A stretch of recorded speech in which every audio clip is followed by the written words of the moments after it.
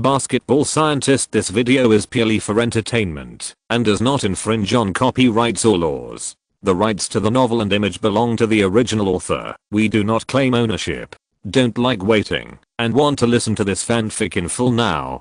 Subscribe to our Patreon, where you'll find the best fanfics. Chapter 1. There is a road to heaven, but I won't take it.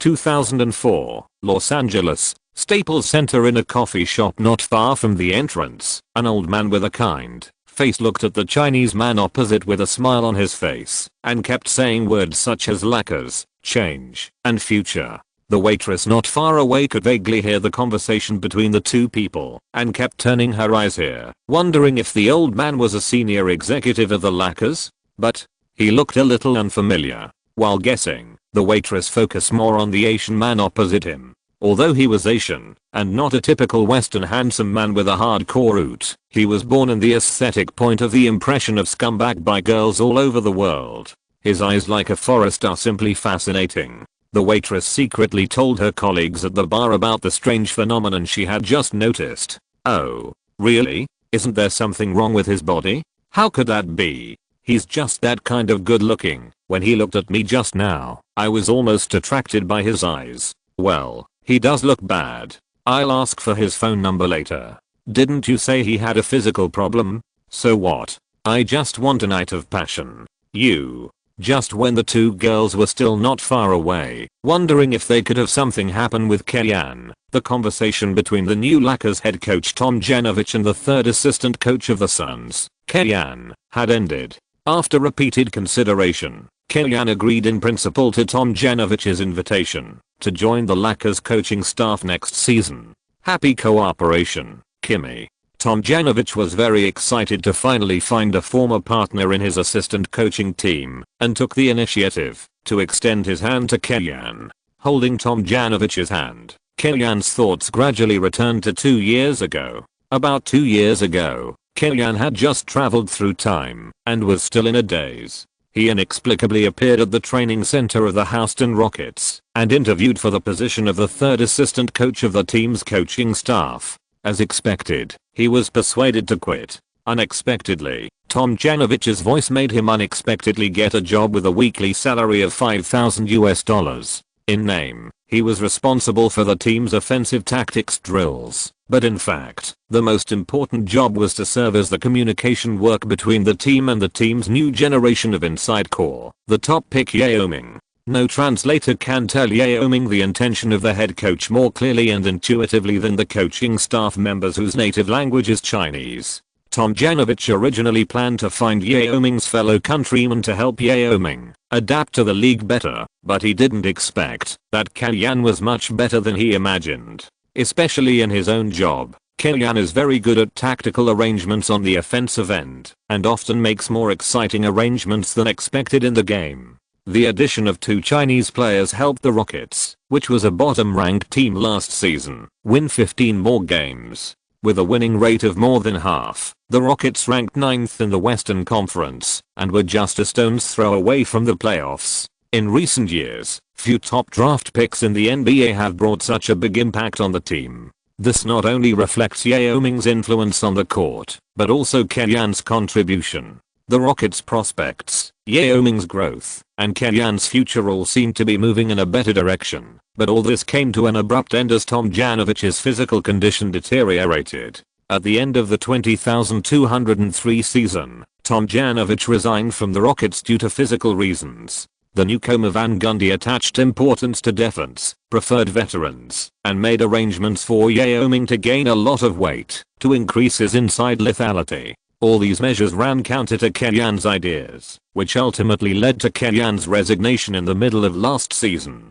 Fortunately, with the experience of the Rockets, it is much easier to find a job. Moreover, Kellyanne was not only Yao Ming's translator during his time with the Rockets. He showed his talent and absorbed a lot of nutrients during this journey. In an interview in January, he got a job with the Suns and became the 4th assistant coach next to the Suns head coach D'Antoni. In fact, in the coaching team, except for the chief assistant coach, the other rankings are not important. For Kellyanne, the focus is to continue to learn from these famous coaches and form his own tactical ideas.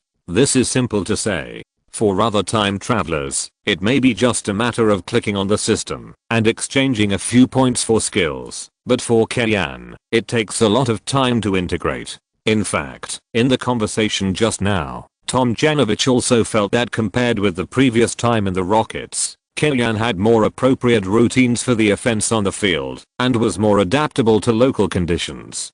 He was no longer the kind of person who quickly pushed forward the attack before the opponent's defense was in place and paid attention to the movement of people and the ball on the screen. Rudy. Before saying goodbye to Tomjanovich, Kellyanne suddenly called out to him, "Are you sure your body is okay?" "Of course, I won't joke about my body. Accepting the job with the Lakers means I can get involved."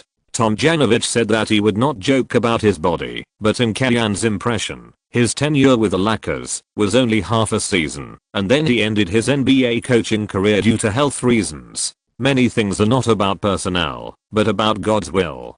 Perhaps it was precisely because of his timely retirement from the very exhausting coaching position that Tomjanovich's later life was relatively happy and peaceful. In 2020, he came out again and served as a basketball consultant for the Timberwolves. And it was in the 04-05 season that the Lakers experienced the lowest point in the glorious years at both ends of the new century. The team obviously had a good lineup, but it did not even enter the playoffs. The final ranking was only 11th in the West, which was unacceptable for the Lakers, who were accustomed to victory in starlight. It was also the failure of this year that ultimately led to the return of Zen Master Jackson to the Lakers. Tomjanovich paid for the coffee shop. Kellyanne's current business was to return to Phoenix to handle the resignation procedures, handle the handover of the work at hand, and then devote himself to his work in the Lakers. Kellyanne's first call was to D'Antoni. Although he had only been in Phoenix for half a season, Kellyanne still learned a lot from D'Antoni. Although he had worked under Tomjanovich before, and although during his studies, he regarded Nelson, who promoted the small ball tactics, as his mentor, but if he was asked who had a greater influence on him in terms of tactical knowledge, he would choose D'Antoni without hesitation. "Hi, Mike. What's wrong, Kimmy? Do you have any ideas to tell me?" At this moment, D'Antoni was still watching the video in front of the TV and designing the team's tactics. The team introduced Steve Nash in the summer, which made D'Antoni and Kellyanne very excited. Both of them agreed that Steve Nash would become the engine of the team's offense and bring about a complete change to the team. Nash will become an MVP level player. I have no doubt about it. D'Antoni still remembers Kellyanne's bold words in front of Suns general manager Carl Angelo after the news of signing Nash came.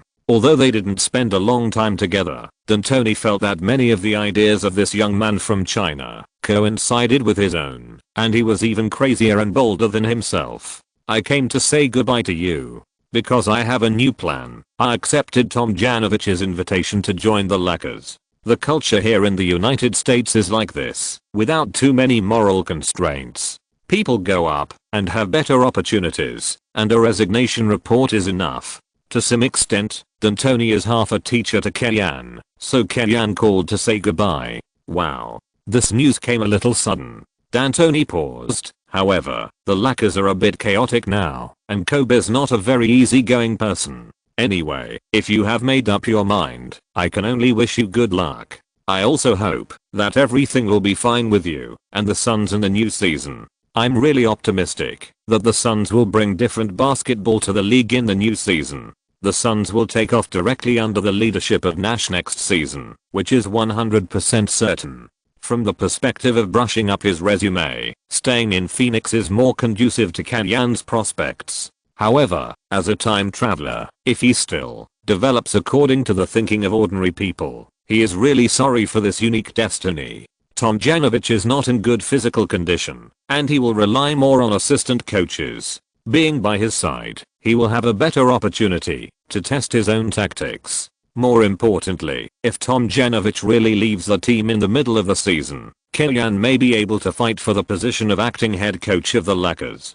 2 years of dormancy is long enough for a time traveler. New book released. Hope everyone will support it. For new books, reading this data is very important. Chapter 2, Thin as a Cicada's Wing and Sideline. As a famous aristocratic team in the NBA, the Lakers are the team that many players and coaches flock to for a reason. The first advantage is that the salary is high enough. Killian's salary in the Rockets was $5,000 per week, and it was almost the same in the Suns. After coming to the Lakers, Mitch Kupchak directly gave him a contract with an annual salary of $500,000. Looking at the latest $9,615.38 remitted by Curry, Killian used 70% of it to buy Apple stocks as usual. In his previous life, he was a coach who focused on basketball. He worked in several teams in Cuba and CBA, and worked as an assistant coach, temporary coach, and head coach for a period of time. Apart from being a semi-famous person in the basketball circle, he was no different from ordinary people. He had no knowledge of economics, and did not know much about the stock market. He was not a computer expert. His knowledge of the history of the rise of various bigwigs was limited to the jokes in street literature. Facebook, Ali, and Google were either not online or not listed, not to mention Bitcoin and Tesla, which are profitable. There is no sign of them yet. The only stocks that Killian can be sure are worth buying and will make a steady profit are Apple stocks and domestic real estate. Considering that he came to the United States to pursue his dreams and will stay there for a long time in the future, Killian's investment strategy at the moment is to buy Apple stocks without thinking. No matter whether it rises or falls, whether it is red or green, or how the market reacts, it is right to buy it when he gets his salary. After 10 or 8 years, he will have a net worth of hundreds of millions and achieve financial freedom. You have to work after getting the money. Looking back at history, it is not a coincidence that the Lakers' performance has fallen to the bottom this season. Problems of all sizes have run through the team throughout the season. First of all, the team's star player Kobe has been in court all summer. Although Kobe's reputation has risen from the bottom with Vanessa's change of heart, his pre-match preparations for this season must have been greatly affected, which will definitely affect his state after the start of the game. Secondly, many people in the team are still accustomed to the good offensive environment brought by O'Neal's offensive threat. This season, the team does not have this inside beast, and the tactical play will also change accordingly. Their shooting space will be greatly affected, and whether they can adapt to the new tactics is also a problem. Finally, there is the problem of running in with the newly joined Odom, Butler, Grant and others. After all, it is impossible for the team's lineup to undergo such a big change without an adaptation period. But the core problem of the team is still the inside line, or to be more confident, the team's biggest weakness is rebounding. In his previous life, Killian had also studied the reasons why the Lakers did not enter the playoffs despite the seemingly good lineup. He found a strange data. In this season, Kobe missed 19 games and the Lakers had 6 wins and 13 losses, while in the 14 games that Odom missed, the Lakers had a record of only 2 wins and 12 losses. Intuitively looking at the winning rate, we can even conclude that Odom is more important than Kobe. Further analysis shows that rebounds have become a key data. Odom, who averages 10.2 rebounds per game, is the Lakers rebounding champion this season, while Chris Mim, the team's starting center for most of the season, averages only 6.6 rebounds per game. This data seems okay, right? But what if there is no Odom? The other inside players of the team are Grant, Divock, and Brian Cook, all of whom seem to have some strengths, but can actually provide very limited help to the team. Brian Grant used to be a good blue-collar power forward in the league, but he is already 34 years old. During the year with the Lakers, he basically lay in bed and flirted with the nurse, so that after the Allen Houston clause was released, the Lakers bought him out immediately. Divock has also degenerated to the point where he is almost unusable. Even in his prime, he had very poor athletic ability at the center position. Moreover, now that he is older and has suffered several injuries, his athletic ability has further degenerated. When a player's athletic ability is already below the lowest level in the league, no matter how good his skills are, his help to the team is very limited. As for Brian Cook, his 3-point shot may help the team, but he cannot be counted on for interior defense and rebounding. Therefore, it can almost be asserted that rebounding is the lifeline of this Lakers team. If they do a good job of protecting rebounds, the Lakers' performance can teach this Lakers team in history to have a steady improvement. The reinforcement plan that Kellyanne can propose to Tomjanovich can only go this far. Other problems, such as Odom's habitual lack of concentration during games and Butler's awkward position, need to be pointed out and corrected slowly during training. At this stage, he still has to try to adjust what he can change. The next day, Kellyanne attended the Lakers coaching staff meeting to discuss the Lakers lineup planning and tactical play for the new season. Tomjanovich likes to give a team's top star ample opportunities to perform. When he was in the Rockets, he basically didn't care about Francis's recklessness. When he came to the Lakers, he faced Kobe, who was more paranoid and had a bigger face. His tactical design was also completely centered around Kobe. In Tomjanovich's plan, the player who partnered with Kobe in the backcourt was Chucky Atkins, who played for the Celtics last season. He is a typical point guard with a shooting guard style. He has no organizational ability, is fast, has a basket, and is good at 3-pointers. He moves very fast on the defensive end, but due to his height, the effect is relatively average. Moreover, when he is in a state of excitement, he pays too much attention to the ball and often gives up marking people. Left-handed magician Odom will be the team's starting small forward in the new season. He has a very comprehensive skill set, and if he plays well, he can become a point of organization and connection on the team's offensive end. However, with his talent, he has not yet entered the All-Star game. The reason is that he has been doing inappropriate things for most of his career. When the team needs him to pull out to organize the offense, he squeezes into the inside to concentrate on rebounding. When the team's offense is a mess, he rushes in with the team. When the team needs defense, he is distracted and misses people. The starting power forward in Tomjanovich's plan is Brian Grant. He is a model of diligent engineer players in the NBA. Scoring, rebounding, and fouling can always surround him. Last season in the Heat, he averaged 8+8 Wise Kings data per game, and his defensive effect was also very good. Tomjanovich hopes that the team will achieve a balance between offense and defense, and he is a very important point.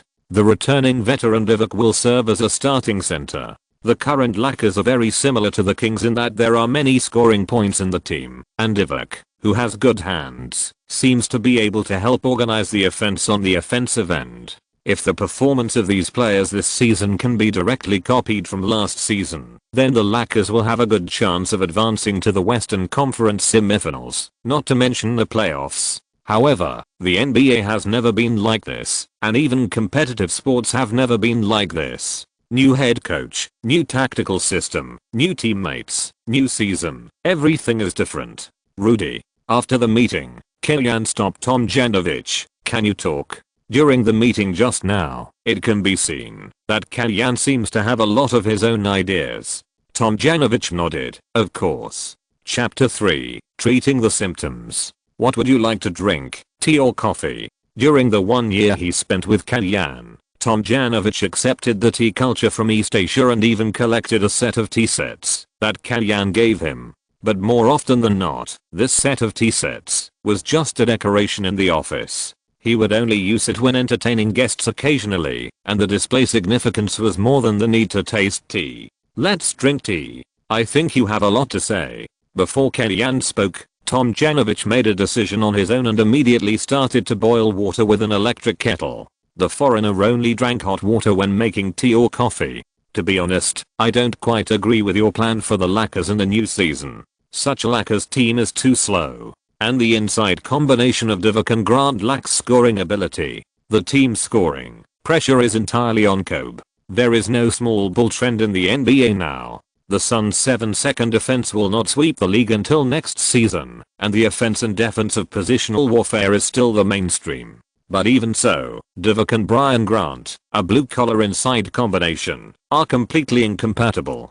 Don't think that Divock is a stable shooter just because he is white and the axis of the Kings' Princeton offense. His shooting outside the 3-second zone is also a matter of luck. Grant is an absolute blue-collar worker who relies on second-chance offense to score. Even if such a combination can be guaranteed to be healthy, it has no deterrent effect at all. Odom can indeed play at the power forward position, but he is very versatile, and sometimes being placed at the power forward position will limit him. On the contrary, He can better play to his height advantage at the wing position and do a good job of protecting the inside line. Players like Divock are much smarter than you think. Last season, Chris Webber missed most of the season, and the twin towers of Divock and Miller still ensured that the Kings led the league for a long time, and he taught Miller a lot. In the game, he can also provide Lamar with a lot of experience. Tomjanovich expressed his opinion. Kobe needs to focus more on the offensive end, and Chucky is not good at organization. We need Divock's experience to help stabilize the team. However, this 34-year-old veteran state has declined. We cannot guarantee that Divock can still perform like last season this season, and the same is true for Brian. Even if their conditions can be maintained well, Chris Mim is not an ideal substitute inside. In a long season, no one can guarantee that the team will always be healthy. We need other forces to support the team. Without actual results to support it, it is still difficult to persuade Tomjanovich. Killian changed his discussion strategy and focused on improving the team's lineup. Within the limited operating space, he wanted to get the right players to prepare for the future. You have the right person, Kimmy. We don't have much room for operation now. Although the Lakers are a big team, they also have the common problems of big teams. The internal struggle is fierce, even to the point of obstructing each other. Under the old bus, Genie Bus, Jim Bus and Kupchak each have their own thoughts. Even Kobe, Tomjanovich, Phil Jackson, and even the departed Shaquille O'Neal are all chess pieces in their mutual struggle. Therefore, if they want to make any trades to strengthen the team, it's okay to make minor repairs, but there are really some resistance to major moves. It's not very troublesome, Killian said, and handed the information he prepared to Tomjanovich. Before the start of the season, there will be basically no trades. Killian has selected 3 candidates for the Lakers to strengthen the team. They are either free agents who have not been signed so far, or marginal players of their respective teams. Chris Anderson, 26 years old, 6 feet 10, 209 centimeters, 227 pounds, 103 kilograms, has outstanding jumping ability, and is good at blocking shots. He played 71 times as a substitute, averaging 14.5 minutes per game, scoring 3.4 points and 4.2 rebounds. He blocked 114 shots in a single season, ranking second in the league in blocks per 48 minutes. He participated in the dunk contest and won 3rd place. He is now a free agent. Steve Blake, 24 years old, was selected by the Washington Wizards with the 38th pick in the 2nd round of the 2003 draft. In his rookie season, Blake played 75 times, averaging 5.9 points and 2.8 assists in 18.5 minutes per game. However, the Wizards have Arenas and Larry who's in this position, so the trade is not difficult. Eddie House, 26 years old, was selected by the Miami Heat in the 2nd round of the 2000 draft with the 37th overall pick. He signed with the Los Angeles Clippers as a free agent on August 13, 2003. On January 14, 2004, he was traded to the Charlotte Bobcats. As a point guard, Eddie House has limited ball handling skills, and his organizational skills are even less so. But his advantages are also outstanding. He has a fast, accurate, and ruthless 3-point shot. 60% of his shots come from outside the 3-point line. He can shoot after quickly moving his feet to adjust his position, and his hit rate is as high as 39%. It is not difficult for the Lakers to get these bottom players in the league, and the information provided by Kellyanne also shows that these players have some characteristics. Tomjanovich nodded. I need to investigate further. The trade of Steve Blake and Eddie House can be slow, but Anderson's signing must be as soon as possible. He is a key to solving the team's inside athletic ability.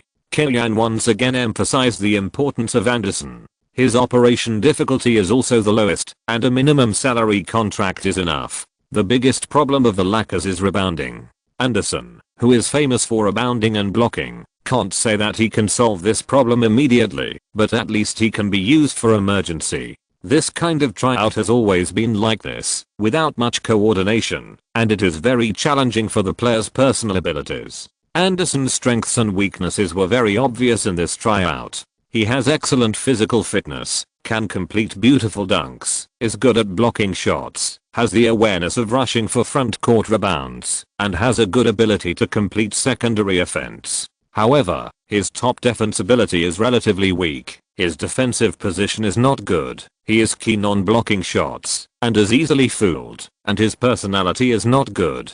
The tryout players also cursed on the court. The overall athletic ability of the team's inside line is relatively weak now, and we need such a person who can run and jump to supplement it.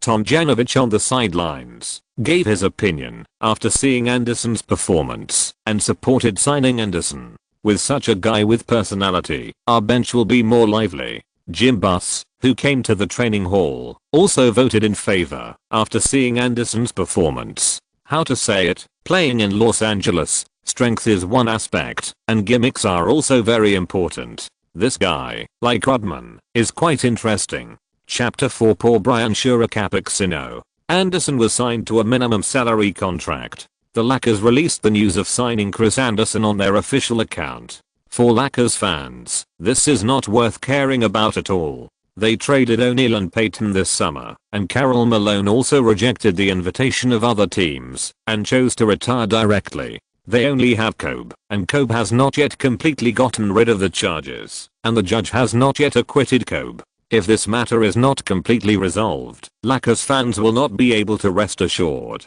For time traveler Kellyan, he knows the subsequent handling results of this matter. It is nothing more than the usual solution of the rich, spending money to avoid disaster. In addition to the cost of reaching an out-of-court settlement, Kobe's commercial value has been severely damaged. Many sponsors have terminated their cooperation with him, and the biggest blow to Kobe himself is Vanessa's miscarriage. The loss of Kobe's commercial value has nothing to do with Kellyan. After living in the dormitory arranged by the team for a few days, Kellyan began to look for a house near the Staples Center. Although he has been in the United States for 2 years, Kellyan is still more accustomed to living in Chinese populated areas. Before, whether in Houston or Phoenix, he stayed at the homes of Chinese landlords, and he was more comfortable communicating. Hello, Mr. Chen, right? I'm Kellyan. I have contacted you by phone before. Is it convenient for me to go and see the room now? After packing his luggage in the dormitory,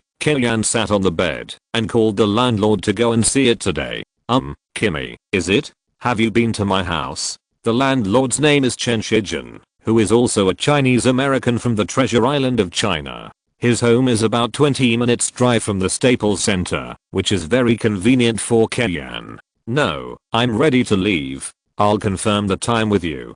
Kellyan explained. I don't live at home for the time being. The key is under the mat of the doghouse in the garden. You can just use the key to open the door.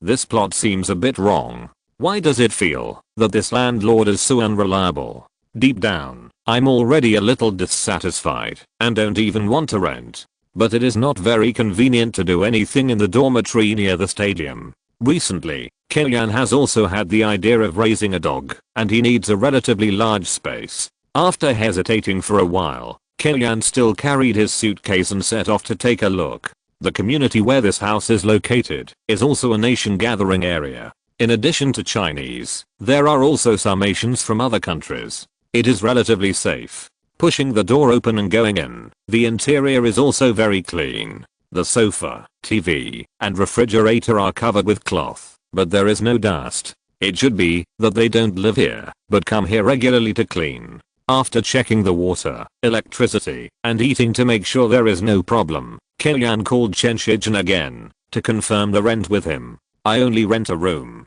Are you sure the weekly rent is $400 US? Kellyan emphasized. There are no other tenants here. If Chen Shijin does not come back, it means that Kellyan pays the rent for a room and enjoys the whole house, except for no one to share the room. Everything else is really good.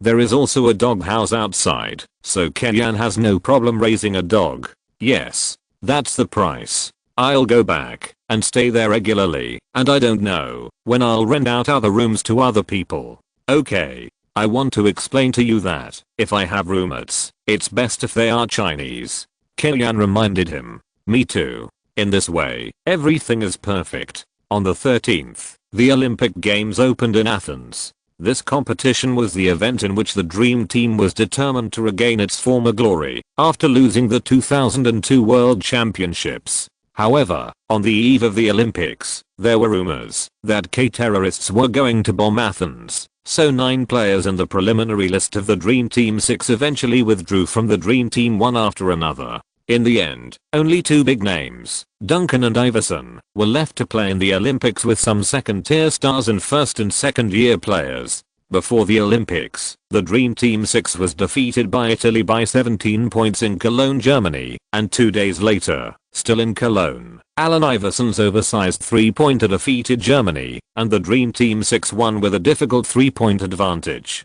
Soon, the names of Paper Tiger and Nightmare Team were attached to the Dream Team 6. However, the people in Kellyanne's circle still maintained the pride of the Dream Team being invincible, believing that the team just underestimated the opponent and had poor running in. As long as they put more effort in training, no team could stop the Dream Team 6. Our opponent in the first game is Puerto Rico.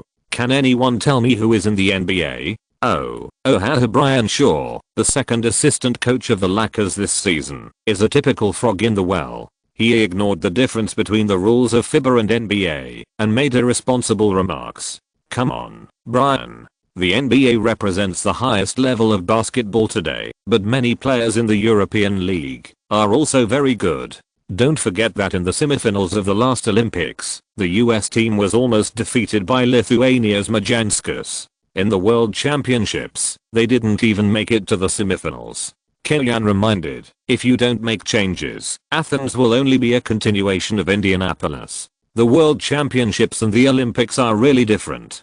Just like the difference between the regular season and the playoffs. Oh, by the way, Kimmy, you have never followed the team into the playoffs. Sorry. I think you really don't understand the NBA. Although he is just a mediocre player with an average of 5.3 points per game in his career, Brian Shaw has a transcendent status in the team by virtue of his great achievements in completing 3 consecutive championships with the Lakers. In the coaching staff, in addition to Tom Janovich, who also holds 2 championship rings and is a recognized famous coach, he doesn't take the chief assistant coach Frank Hamblin and the third assistant coach Kellyanne seriously, and even some role players in the team are not in his eyes. Joey Fatton, don't think that the girls are looking at you, they are actually looking at Justin Timberlake.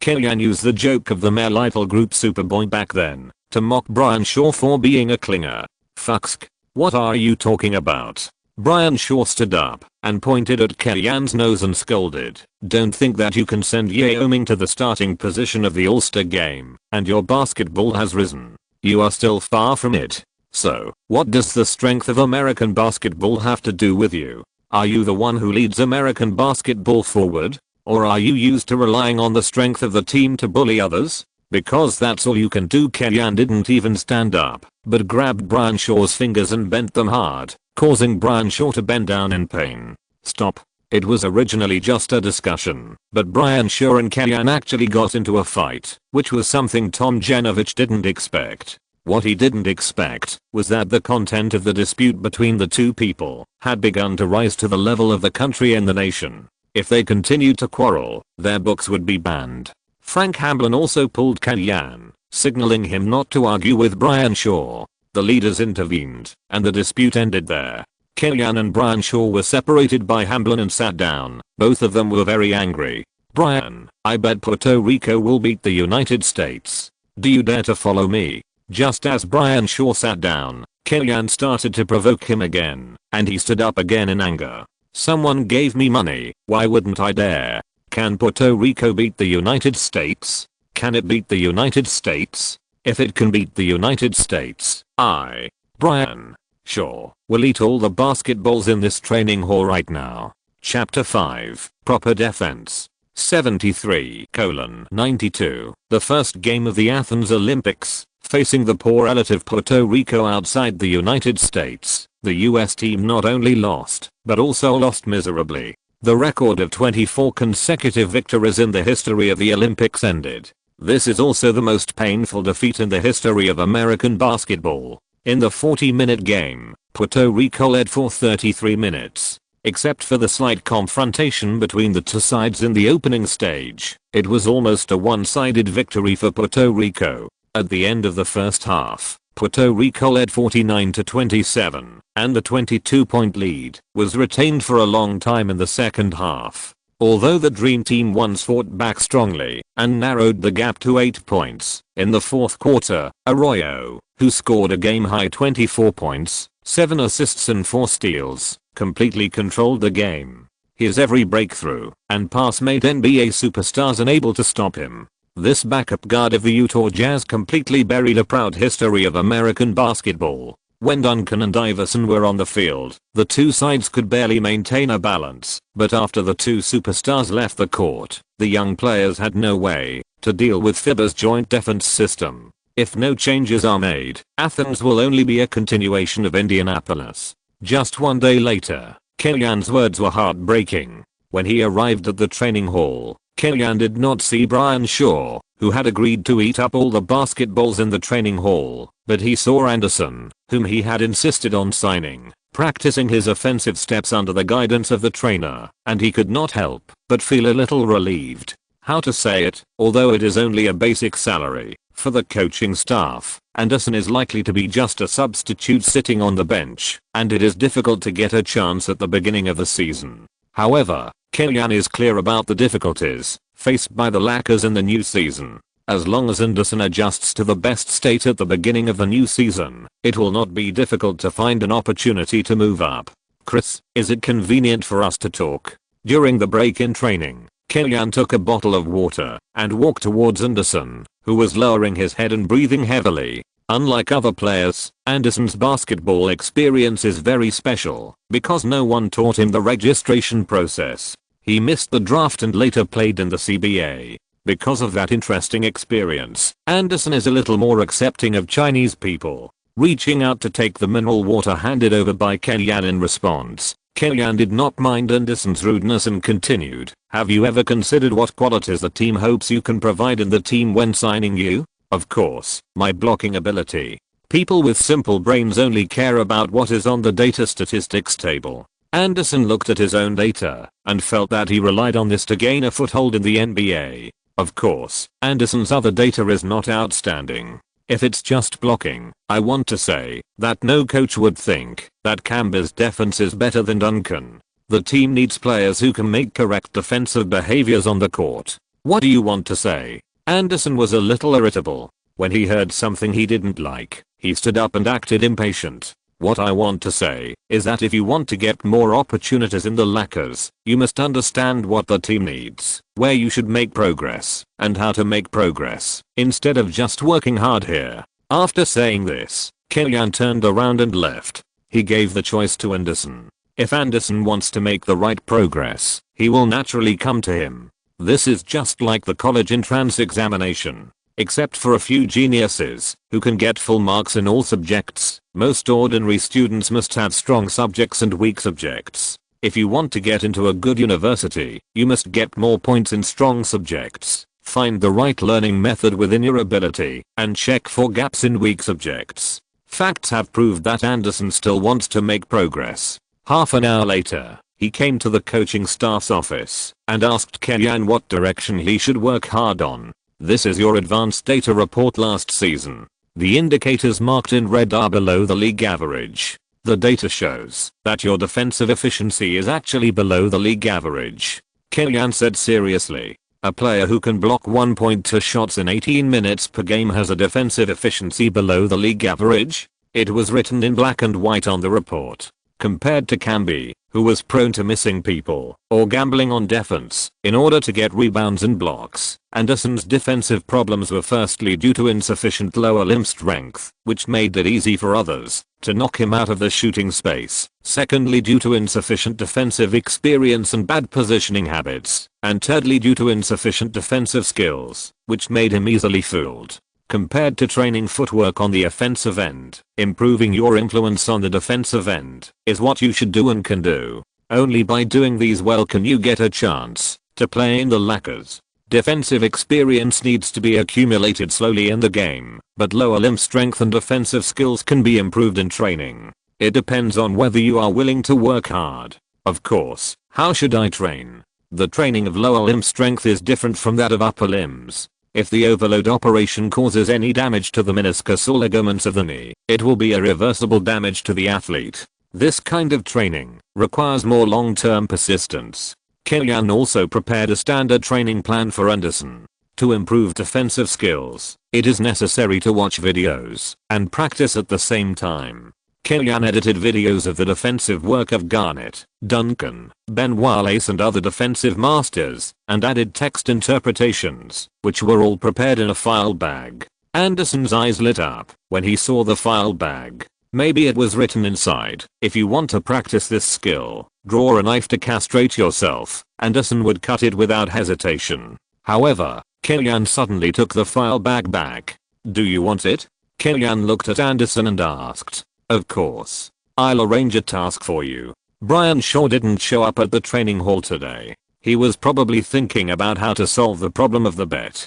Kellyanne also knew that the other party couldn't really eat all these dozens of basketballs, but he also planned to punish the other party a little. "So, who are you trying to trick?" Hearing words like mustard and cake, Anderson immediately understood who Kellyanne was trying to trick, and his eyes lit up. "This is much more exciting than stuffing popcorn into someone's car. I can guarantee that the plan here can help you, but you are not willing to do that." Kellyanne shook the file bag and convinced Anderson. "Kimmy, it costs money to order a cake." The real problem was that Anderson, who earned $1 million a year, was short of money and blushed as he asked Kellyanne, who earned $500,000 a year, for funds. "Someone will pay for it. Don't worry." Kellyanne threw the file bag to Anderson and left the office. Chapter 6. The best players are in Los Angeles. The performance of the US team in the Olympics is hard to describe, but at this time, Kobe Bryant has returned to the Lakers training hall. So far, the case has been settled in principle. In principle, the two sides have reached an out-of-court settlement. After paying a huge price, Kobe will at least not face jail time. As for the popularity lost in this incident, it depends on his performance in the new season to slowly recover. At least the Lakers, whether it is the team's top management or fans, are on his side. Kobe originally thought that the team would not gather until the start of the preseason, but he didn't expect that there was a strange person in the training hall at this time, who was just like him, and couldn't wait for the new season. Busy with the court affairs, Kobe could only say that he had a vague understanding of the team's operations this summer. He only knew that O'Neal, Payton, and Fisher had left the team one after another, and the team had added Odom, Butler, Atkins and others. As for the adjustment of some bench players, Kobe didn't take it too seriously. "Hey, Kobe. Welcome back." Anderson smiled happily, just like a child. Unlike Kellyanne, Anderson undoubtedly had some admiration for Kobe. Kobe's reaction was strange. First, he was never a very sociable person. He would not go fishing or party with his teammates. Second, he was obviously the master of the Lakers, so why did this guy in front of him take the initiative to become the host? Kobe's lukewarm attitude was seen by Anderson, but he didn't care. After training his defensive position for a while, he went to the gym to train his lower limb strength. A set of weighted lunges followed by leg raises, a set of weighted prone high leg raises, and a set of single leg deadlifts followed by knee raises are all training specifically for improving lower limb strength. After a set of movements, Anderson turned over and fell on the mat. He felt that the intensity of this training did not seem to be great, but the energy consumption of completing the training was amazing. This is the case with lower limb strength training. The intensity should not be too high, but it lasts for a long time, is boring, and tests the player's willpower. In Kellyanne's view, the training methods of players in different positions should also be classified.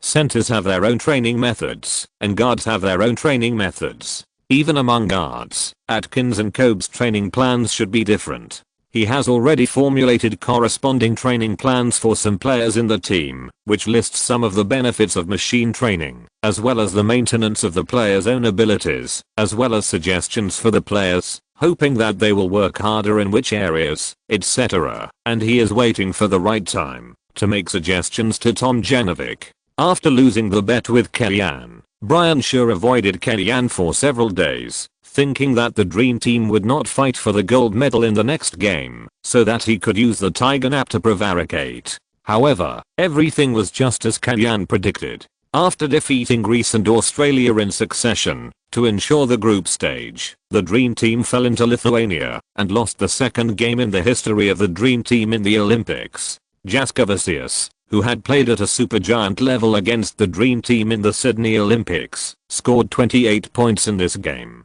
The NBA superstars were beaten in front of the European kings. No way, this guy guessed so accurately. After losing the game with Lithuania, Brian Shaw sighed in his heart, but he also admired Kellyan's bold prediction. Not only this game, but also the two previous games against Greece and Australia, the dream team only won by 6 points and 10 points respectively. It is obvious that the dominance is no longer there. Anyone who is not particularly superstitious or rigid can see that the dream team 6th did not have the strength to make people look up to the mountains in the Athens Olympics. If the team does not lower its posture, it may not be able to go smoothly in the knockout round. The bet was lost, and there was no excuse to win back a city. For Brian Shaw, there were only two ways to go. One was to find a reason to drive Kellyan out of the Lakers. This was really difficult. After all, his surname was Zero, not Base. The second was to apologize and admit his mistakes. He would not be able to raise his head in front of Kellyan in the future. After thinking about it, he called Tomjanovich, thinking about mediating the matter through the relationship with the leader. There are many people who can suppress this matter. In addition to Tomjanovich, Kupchak and even the Bus siblings can solve it in one sentence. However, if they look up to this Chinese man, Brian Shaw thinks it is not worth it. The good old Tomjanovich did not refuse Brian Shaw's request. After all, this is also related to the unity of the team. Then, the next day, he asked Kellyan to go to the office to talk about this matter. Okay, to be honest, I'm ready to retaliate against him. But since you, Rudy, have spoken, I will not ask him to eat the basketball. Kellyan smiled and nodded to accept Tomjanovich's mediation. A very sensible young man. Tomjanovich nodded, satisfied with his generosity. This team, which just lost the championship last season due to internal fighting, can't stand any more tossing. But I have prepared something else for Brian. Don't worry, it won't be a very painful punishment. Tomjanovich was a little confused. How to say it? This Kellyan is really not like Yao Ming. He is not humble and down to earth like the Chinese people in the inherent impression.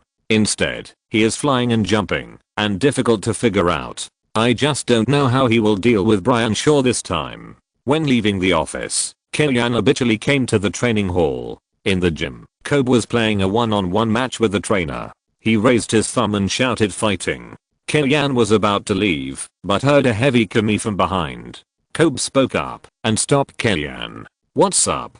Kellyan turned around and walked over, only to find that the player who was training with Kobe was not someone else, but an important figure in Kellyan's plan, Karen Butler. Regarding Brian, Kobe paused. I hope the team won't have any internal disputes in the new season, and everyone can devote themselves to the game. What do you think? Kobe's relationship with his teammates is average, but it doesn't mean that he doesn't get along with others in the team. Brian Shaw joined the Lakers in 1998 and served in the team for 6 years. He is also Kobe's big brother. It is natural for Kobe to take the initiative to speak for him after knowing this. Kellyan had already informed Anderson that he had prepared a punishment for Brian Shaw, which would definitely be much lighter than eating the basketball, but his concession was limited to this. Even if Kobe spoke out, I won't really force him to eat the basketball, but I will make him honor his bet within his ability. I think this is the respect for him as a man. What do you think? Kellyan responded to Kobe while introducing himself to Butler next to him and hugging him. Of course, a small lesson is enough. Kobe nodded and agreed with Kellyan's words.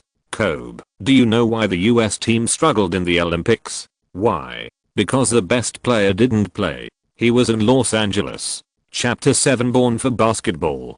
Kellyan expressed his intention to let Brian Shaw accept a small punishment in a manly way. On this side, the second assistant coach of the Lakers finally dared to show up at the team's training hall. On Killian's behalf, Anderson took the final punishment for Brian Shaw from the cake shop, which was a basketball-shaped cake, the same size as a basketball. After the training session, amid the booing of the players and coaching staff, Brian Shaw happily stood in the middle of the crowd and calmly accepted the punishment for his blind self-confidence. Guys, you all know that I have a big stomach, and this cake is nothing to me. Brian Shaw didn't even need a fork. While showing off, he tore off a piece and stuffed it into his mouth.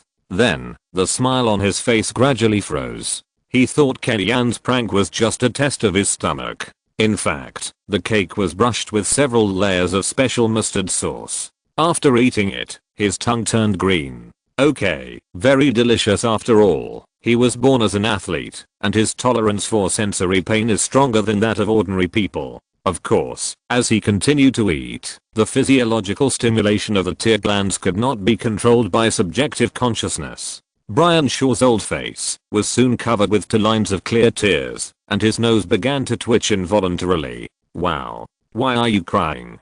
Are you moved? Kellyanne, the instigator, stepped forward and teased. Brian, don't thank me too much.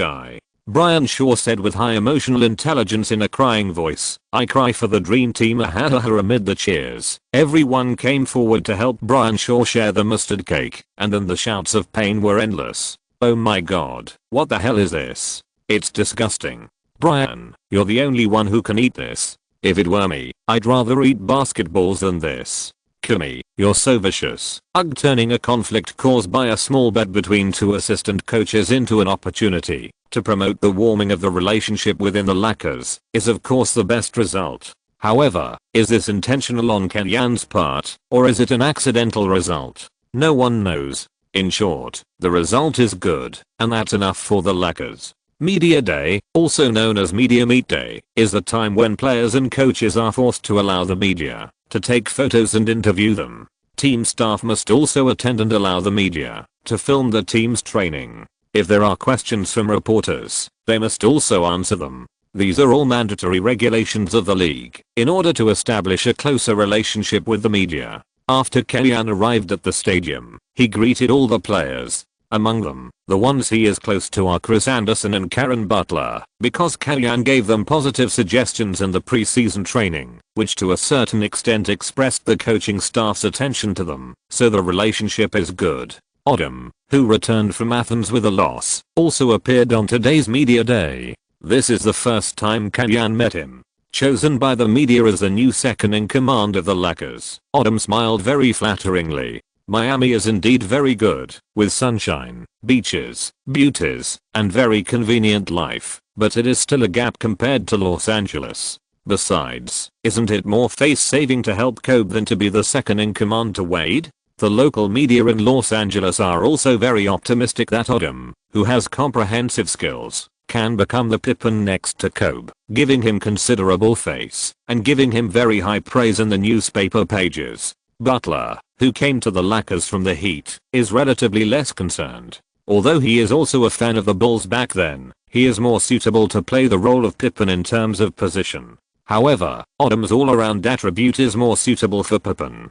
Kellyanne also noticed Butler's loneliness. After taking pictures, he walked over and put his arm around his shoulders. Are you a little envious of Lamar? I think I should be more suitable to appear at the small forward position. Lamar is more comfortable playing power forward. Butler expressed his thoughts. Last season, it was the same in the Heat. The two of them cooperated with Wade to help the Heat reach the Eastern Conference semifinals. With Kobe, who has more comprehensive skills, Butler believes that the team has great potential. I think so too. I also think I should sit next to Rudy, in Frank's position.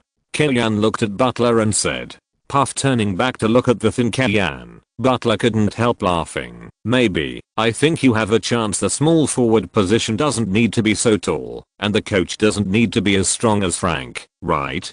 Kellyanne used himself as an example to remind Butler that many things are not immutable. If he performs well in training and plays well in the game, he will have a chance. In the final analysis, Odom, who is now favored by the media, is not an obstacle for Butler to become a main player.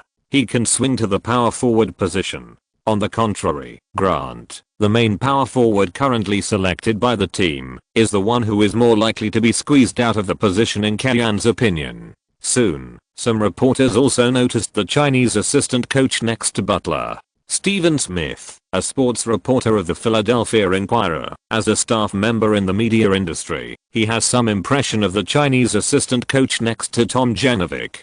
After all, during the Rockets period, the name Kimi often appeared next to Yeo. It was just unexpected that Tom Janovic would dig this former assistant from his old club when he came to the Lakers. In the summer, there were rumors that the Lakers were very interested in Yao Ming and hoped to use O'Neal to complete a trade with the Rockets to get the number 1 pick in 2002. The Lakers also invited Tom Janovic to join them with the idea of attracting Yao Ming to join in the future. Now with Kimi, it seems that they are working hard in this direction. After a little thought, Smith walked to Kaiyan and took the initiative to ask for an interview. "Welcome to Los Angeles, Kimi, as the assistant coach of the team. What do you think of the team's new season?" Smith asked. "The team has undergone great changes in the off-season. The team has completed the replacement of core players. We have built the team's lineup around Kobe Bryant. The team has added players like Karen Butler and Chris Anderson. They can provide great help to our lineup, and we can accomplish a lot of things." Kaiyan was very particular about the scale of his response. He had to highlight his forward-looking and at the same time show the team's ambitions. After all, the current Lakers top management and players have not yet realized the troubles that the team may encounter.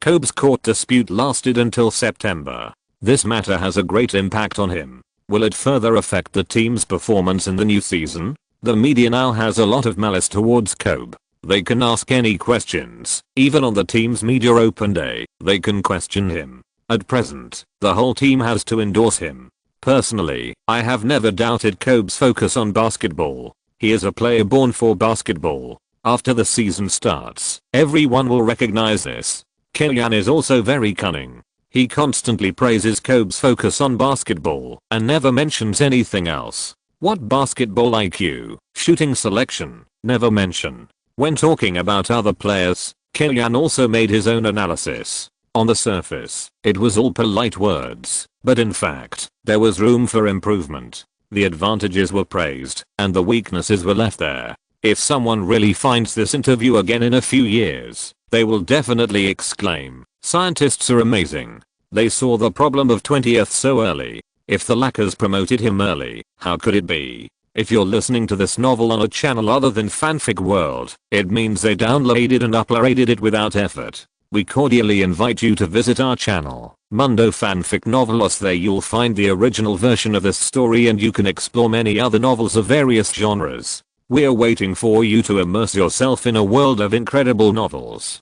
Chapter 8, Flying Birdman. September 26th, the team held an open training session. The media and fans who bought the team tickets were allowed to visit. The entire training hall was packed. Although Kobe's image was greatly reduced after this incident, the fans of the Lakers still support him very much. To put it bluntly, players still speak with their strength. Kobe is strong enough, his style of play is also chic, and his appearance is also considered stylish among black people. It is in line with the city of Los Angeles' pursuit of beauty. Moreover, the Lakers are one of the teams with the top public relations power after all. Creating a prodigal son persona for Kobe is more in line with the legendary and storytelling nature of a protagonist, isn't it? In addition to watching the team's training games, fans who bought the tickets can also get a short-sleeved t-shirt with the Lakers logo as a souvenir. Kaiyan also received one and put it on his long-sleeved t-shirt, which made him more conspicuous. As usual, the players first followed the physical trainer to run laps and then warmed up with shooting. Kaiyan and the team's chief assistant coach Frank Hamblin recorded the players' physical conditions on the sidelines and discussed the training tasks to be assigned later. Judging from the most basic shooting warm-up performance, the Lakers did not have many players who practiced this summer. Anderson, who actually started training after the tryout and signing, and Luke Walton, who performed well in the finals last season, were the two who adjusted better. Butler and Atkins were also pretty good, and including the core player Kobe, they all needed some time to adjust before they could get back to form. After warming up, Butler, Atkins, Devin George, and Brian Cook, 4 players, began training under the leadership of Kellyanne and the shooting coach. However, as they practiced, several people felt something was wrong. Kellyanne arranged a lot of outside shooting training for them. 3-pointer with tentative steps at the top of the arc, 3-pointer with quick catch in the corner, 3-pointer after pick and roll. Normally, the training session in the first week after the off-season focuses on restorative training of physical condition, so that everyone can get used to the feeling of the new season's games again. What the hell is the focus on shooting training right away? In the new season, the team's playing style will be very different.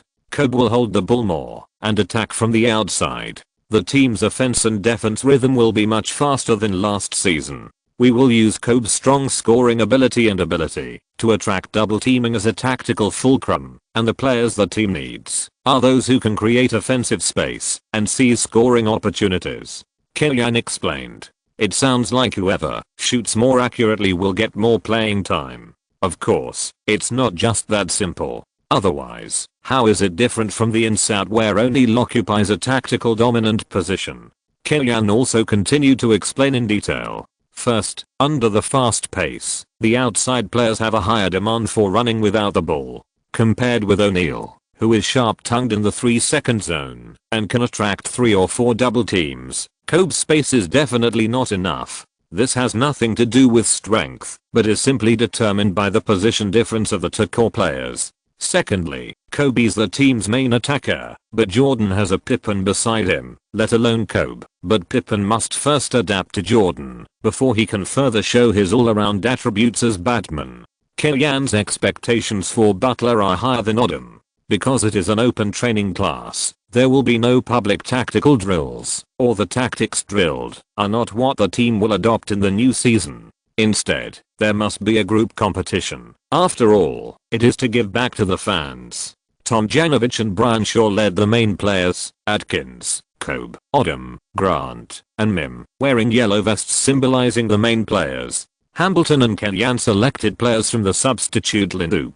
Terry Brown, Karen Butler, Luke Walton, Brian Cook, and Chris Anderson wore purple training suits to face the opponent. Both sides could also send unselected players to play according to the situation.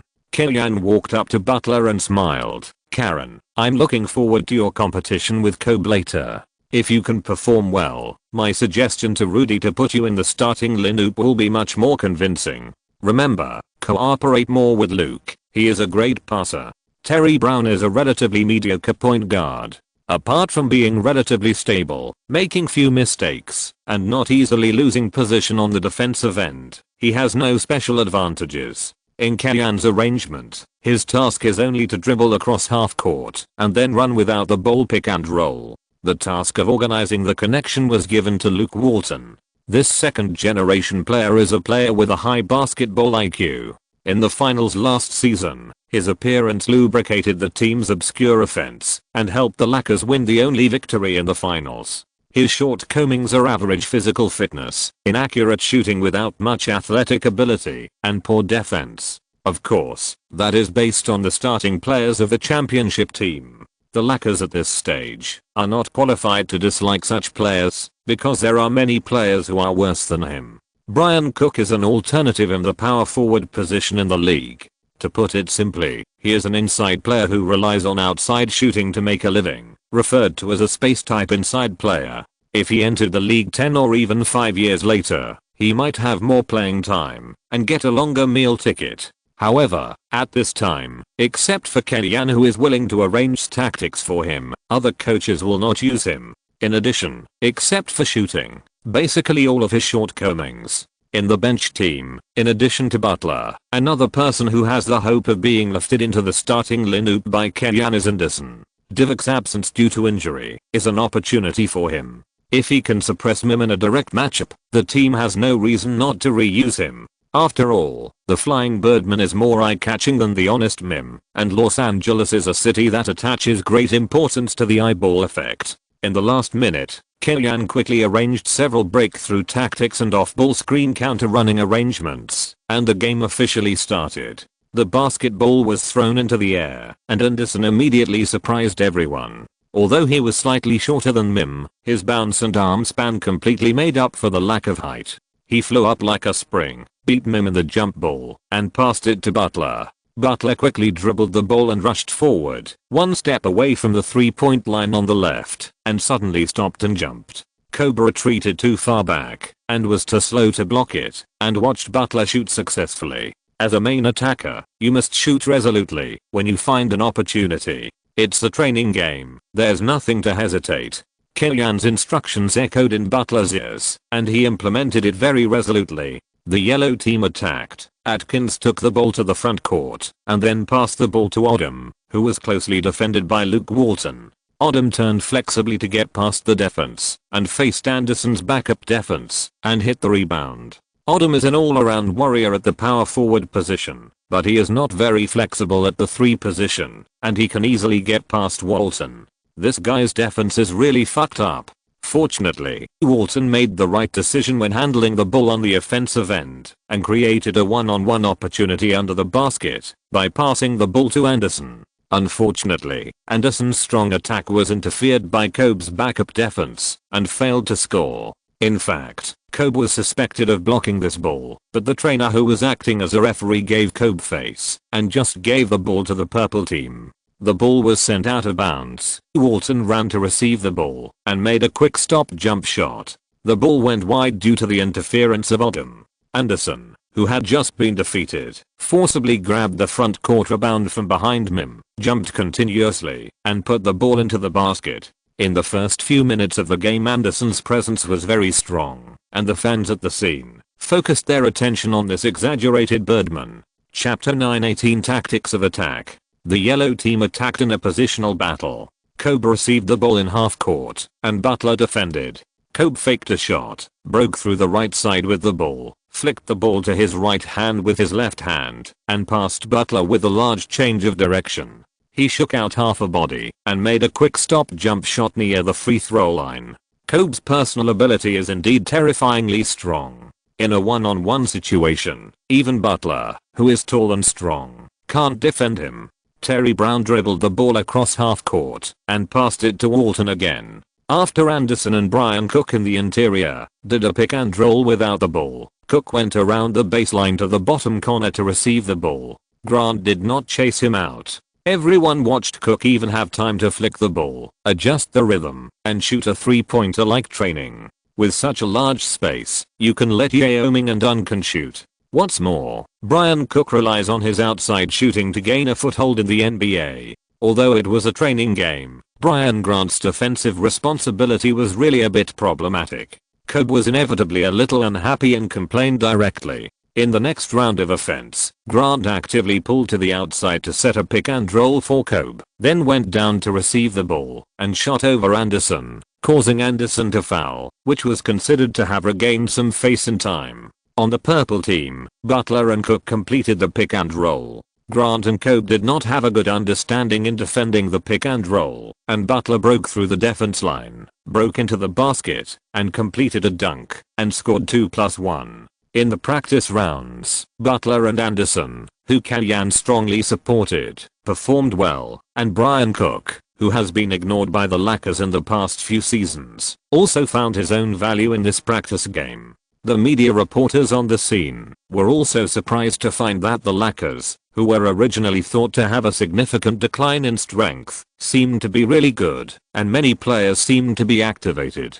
On the contrary, Odom, who was highly expected, played with Kobe. Except for the opening game, when he ate Walton alive, there were not many highlights at other times. At this stage, Kobe's mentality is actually the key to determining the Lakers' performance in the new season. If he wants to prove himself by scoring points, his teammates will be timid.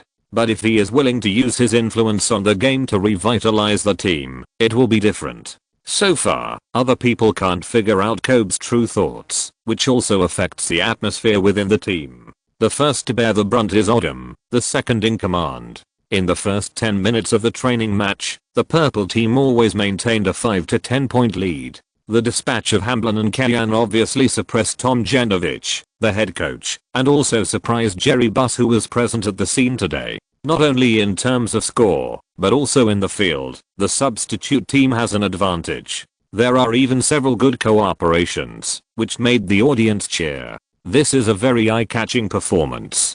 Terry Brown dribbled to the front court and handed the ball to Walton. Butler ran over to Walton to make a hand-to-hand pass. Walton took advantage of the pick and roll to help Butler get rid of Kobe.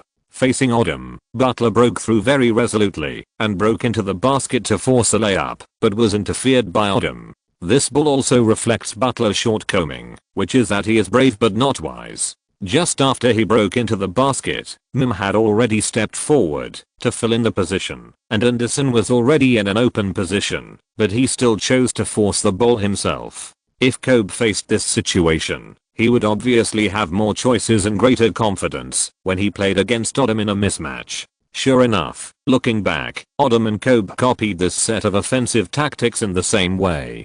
Kobe played against Walton and made a steady mid-range pull-up shot without giving the substitute team a chance to make up for the defense. Not far away, Tomjanovich smiled and looked at Kellyan without any guilt for copying Kellyan's tricks. Of course, Kellyan didn't think there was anything wrong. This practice game itself was a stage to show himself. Tomjanovich's copycat approach to compete was actually a kind of affirmation of Kellyan, especially in such a highly watched game, which could make professionals in the media realize Kellyan's ability. Entering the halftime break with a 7-point lead, Hamblin and Kellyan affirmed the players' performance and encouraged Anderson and Butler to continue to keep the impact under the basket.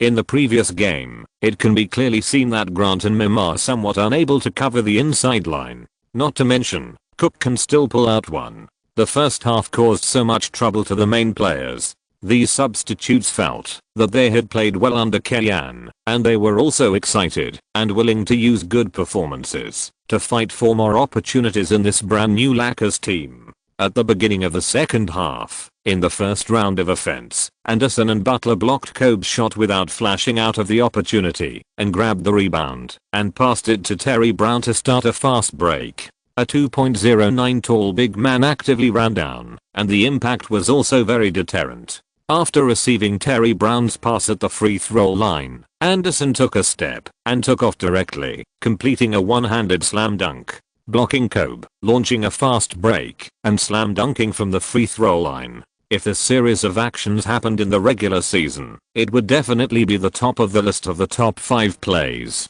At that time, you can also hear the yoga commentary of the top 5 plays. Look at Badman Anderson's defense, blocking Kobe, fast break, and splitting the Huishan Mountain with his strength. In this practice match, Anderson also became the most eye-catching person in the whole game besides Kobe. Although from the perspective of an expert, he also has this or that problem, but today's performance is indeed better than Mim, and his style of play is really good. The yellow team attacked. Kobe, who lost face in the previous round, was determined to get back on the court this round. He went to the left deep position into the restricted area, took the ball, and leaned on it, and turned and made a jump shot. In fact, Kellyan guessed that Kobe would definitely play hard on this ball, but out of consideration for Kobe's personality and the balance of the team atmosphere, he did not choose to double team. There is no need to irritate Kobe in training. Walton made a quick pass from the baseline. Terry Brown quickly advanced to the front court to pass the ball. Anderson once again used his speed advantage to shake off Mim, received the ball in the middle, and went straight to the basket, facing Grant's defense, and caused a foul. The fans at the scene cheered for Anderson again, which made the Birdman quite proud, and then he made 2 free throws. He doesn't even have the free throw weaknesses of an ordinary center. It seems that he is more valuable to cultivate. Of course, this is an accidental phenomenon. Objectively speaking, Anderson's free throws are still not very good, with a hit rate of only about 55% to 60%. It's just that this guy is a bit crazy. Today's game went smoothly, even the free throws were beyond his level. Chapter 10. Every NBA player is Jordan in his own story. Atkins continued to pass the ball after passing half court. As a point guard, his organizational ability is mediocre, and he is better at personal offense and shooting. But Kobe's willingness to pass the ball was not very strong today, and he had to give some ball rights to Odom. Kobe singled out Butler, and his jump shot missed. Odom, who had been mediocre before, rushed to grab the rebound and scored a tip-in for Tomjanovic. A noteworthy statistic is today's rebounding data. His inside partner is Cook, who is standing on the outside. Anderson singled out Odom, Grant, and Mim, and grabbed 6 rebounds, and the 3 of them grabbed 8 in total. You know, Mim is still a meat shield based on defense. If Grant's inside partner is replaced by Divock, who is older, slower, and has worse bounce, the Lakers' starting inside combination will encounter a stronger opponent. I really can't imagine how the rebounds will be exploded. The purple team attacked. Cook and Anderson completed the off-ball pick and roll cooperation again. After Cook blocked Grant, Mim ran out to fill in the position. Anderson received the ball in the 3-second zone and leaned on Grant. The next step was very simple. Just jump and force the ball into the basket. Anderson's summer training for lower limb strength has begun to show results. If the previous Anderson may not be able to stand up to Grant's top defense, this is an improvement. The situation is getting more and more passive. Tomjanovic shouted loudly on the sidelines. The yellow team played a tactic. Kobe broke into the basket to attract double teaming and then passed to Odom, who easily scored a layup at the basket to help the team stop bleeding. However, on the defensive end, Odom's problem of being easily distracted was exposed again. Perhaps it was also because the team often had problems at the basket. Odom stayed at the basket and missed Walton on the outside. Then Walton missed a wide open 3-pointer. Kellyan sighed on the sidelines. No matter how good the coach is or how good the tactics are, if you can't make an open shot, there's nothing you can do. The coach can't help you shoot. The game continued. Odom turned his back to Walton, and the power gap was obvious. Walton had no choice but to be broken through. Anderson made up for the defense, and Odom passed the ball from the right to the left basket. Mim was left empty, and he dunked the ball with both hands, and continued to narrow the gap. The difference in the individual abilities of the players was quite obvious. Kellyan made adjustments, and gave Sharapova's future boyfriend Vujasic a chance to play, replacing Walton. Compared with Walton, Vujasic's open shots were still reliable, but at the same time, his defense was almost the same as nothing. It's not that he didn't work hard on defense, but under the NBA level confrontation, no one could defend him. Kellyan's substitution was more about showing his ability to dispatch players. Whether it was Walton or Vujasic, the key was to bring out their characteristics. Don't underestimate these NBA role players. Every player who can play in the NBA is Jordan in his own story. After Kobe Bryant hit Vujasic twice to close a gap, he was too embarrassed to continue to use his body to force the game.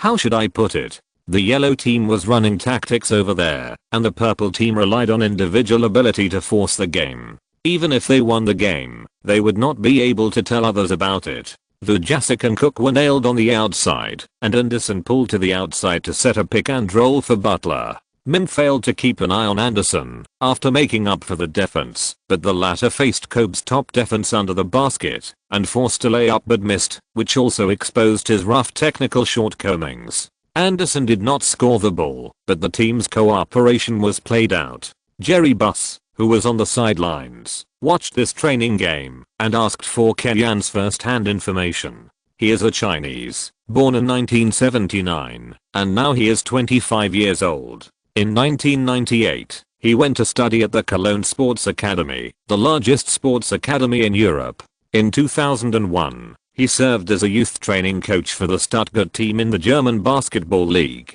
In July 2002, he came to the United States and served as an assistant coach for the Houston Rockets. In January 2004, he resigned from the Rockets and joined the Phoenix Suns as an assistant coach in February. 2 months ago, he was invited by Tomjanovic to join the Lakers. Putting aside his age, it was because of Wyoming that he was selected by Tomjanovic to join the Rockets to take care of Wyoming. But Buss also noticed that in this practice game, it was almost Kellyan who was in charge of the yellow team. The several sets of tactics he designed fully utilized the characteristics of the players in his hands, and after Tomjanovic copied them, it was confirmed that they had considerable practical effects. Such talents are really worthy of the attention of the Lakers management. Odom broke through the defense, rushed to the basket, attracted Anderson's defense, and passed the ball to Mim, who turned and jumped to avoid the block.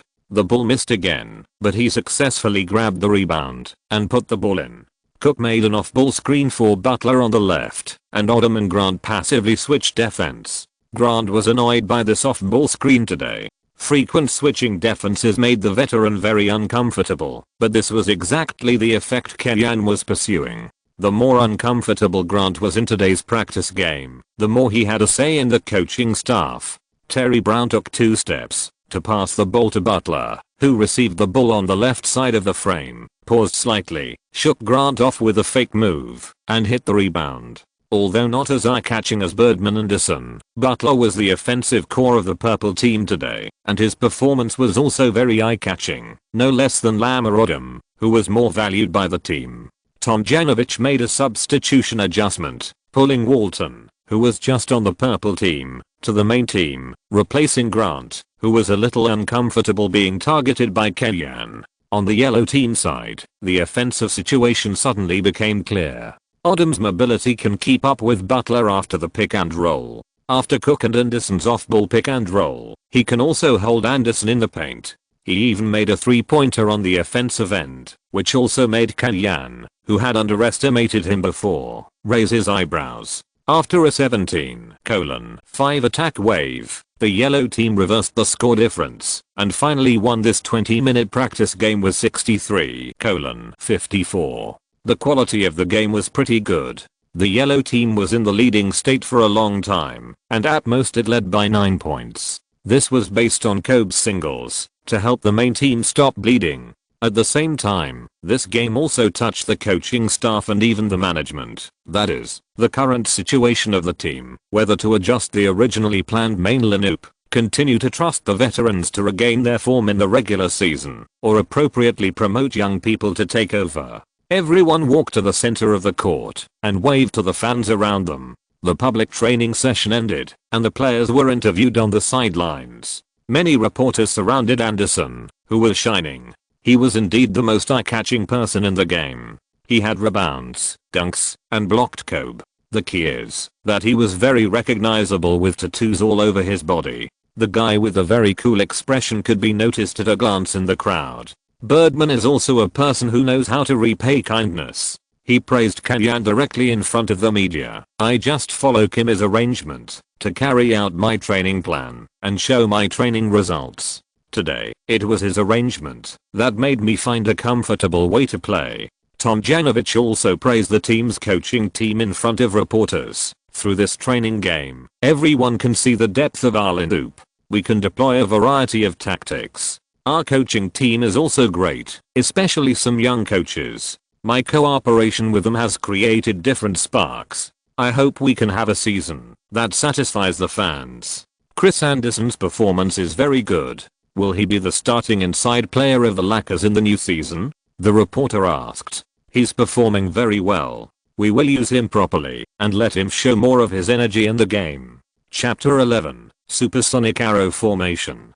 Detailed introduction to the first Chinese coach in the NBA. After the Lakers media open day ended, Kellyan first briefly made a presence on the American Fan Forum, and many of his comments were noticed by Chinese basketball people, including Su Junayang of Basketball Pioneer. In the second weekly in September, Su Junayang published an article about Kellyan, introducing some of Kellyan's information in detail, and showing a large number of photos of Kellyan being interviewed on the Lakers media day. At the same time, he called on more domestic coaches to go abroad, learn advanced foreign basketball concepts, and learn from foreigners to defeat foreigners. However, in this report, Su Junayang had a principled problem, that is, the principle of truth-seeking and pragmatic media reporting. In the article, Su Junayang said that Kellyan was a member of Yao's team, responsible for helping Yao Ming with tactical translation and guidance. In simple terms, working for Yao Ming. In fact, Kellyan became the team's assistant coach after passing the Rockets interview. It cannot be said that he has no relationship with Yao Ming at all, but it is not like what Su Junayang said in the article. There is an essential difference between the two. Previously, Kellyan's rank in the coaching staff was not high, whether in the Rockets or the Suns. Even when he appeared next to Yao Ming from time to time in the Rockets, he was easily misunderstood. At this time in the Lakers, he was nominally the third assistant coach, but on the media open day, he can be said to have made a big splash, shining in the team's training games, and his reputation has obviously improved a lot. As the first Chinese assistant coach, he was only 25 years old, and most players at this age are still on rookie contracts. Because of Yao Ming, more and more Chinese people are paying attention to the NBA. Fans are looking forward to more Chinese people entering the NBA, including Yao Ming himself. He also handpicked Yi Jianlian to be the player who will enter the NBA after him. Unexpectedly, Yi Jianlian was still waiting for the right opportunity to participate in the draft. Instead, Kylian took the lead and emerged as a coach. Su Junliang's article attracted widespread attention from domestic basketball fans. Then, editors of other websites followed suit, searching for information about Kylian everywhere and publishing similar reports. For a time, Kylian became a hot figure in the domestic basketball world. However, what everyone searched for were all false news, and there was a situation of rumor spreading. One media outlet deduced some of Kylian's experiences based on the news of another media outlet, and the other media outlet continued to process the jokes of this media outlet and forcibly created a Kylian that everyone imagined.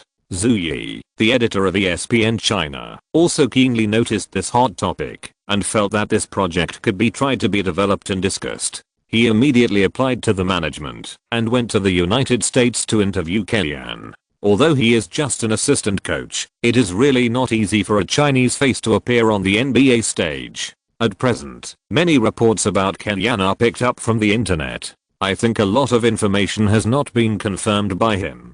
A personal interview can confirm many things. With this hot news, we can further enhance our credibility. When facing the questioning of the necessity of interviewing an assistant coach by his superiors, Zhu Yi argued very strongly. Due to Yao Ming, the influence of NBA in China is increasing day by day. The click rate of news about NBA is very high. Zhu Yi's argument finally got the support of the top management, and then he applied to the US headquarters. Seattle Supersonics, Key Arena, NBA 04-05 season, the first preseason game. Lakers vs. Supersonics. As the commentator's voice fell, the fans in Key Arena burst into a tsunami-like wave. Although it was only a preseason game, it was the first game after the NBA took a break for several months. The entire Key Arena, which can accommodate 19,476 people, was almost full. Objectively speaking, the performance of the Supersonics in the past few years is really a bit sorry for the support of the fans. After Peyton left, the Supersonics' road to reconstruction is still difficult and slow. The team originally planned to reorganize with Ray Allen as the core. Sonics manager Sander, who wanted to renew Allen's contract, received a 5-year offer of 100 million yuan, which was far beyond the Sonics' expectations, and put the contract renewal issue at a stalemate. This season, the team's main point guard Brent Berry left for the Spurs. Last season, Berry was the Sonics' leader in assists and steals, and had the highest three-point shooting percentage. His departure was a big blow to the already poor and weak Sonics. The team gained nothing in the summer transfer market, except for trading center Booth for Mavericks abandoned player Fordson. There was no other deal worth noting. However, Kylian did not dare to underestimate the Sonics. He still remembered that in that year, the Sonics became the super dark horse in the league.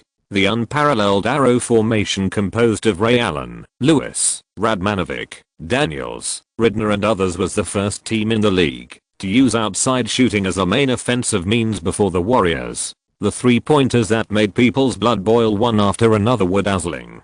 The team also ranked third in the West for a long time and successfully broke through the strong enemy Kings in the first round of the playoffs and entered the Western Conference semifinals. The reason for the final defeat to the Spurs was also very frustrating.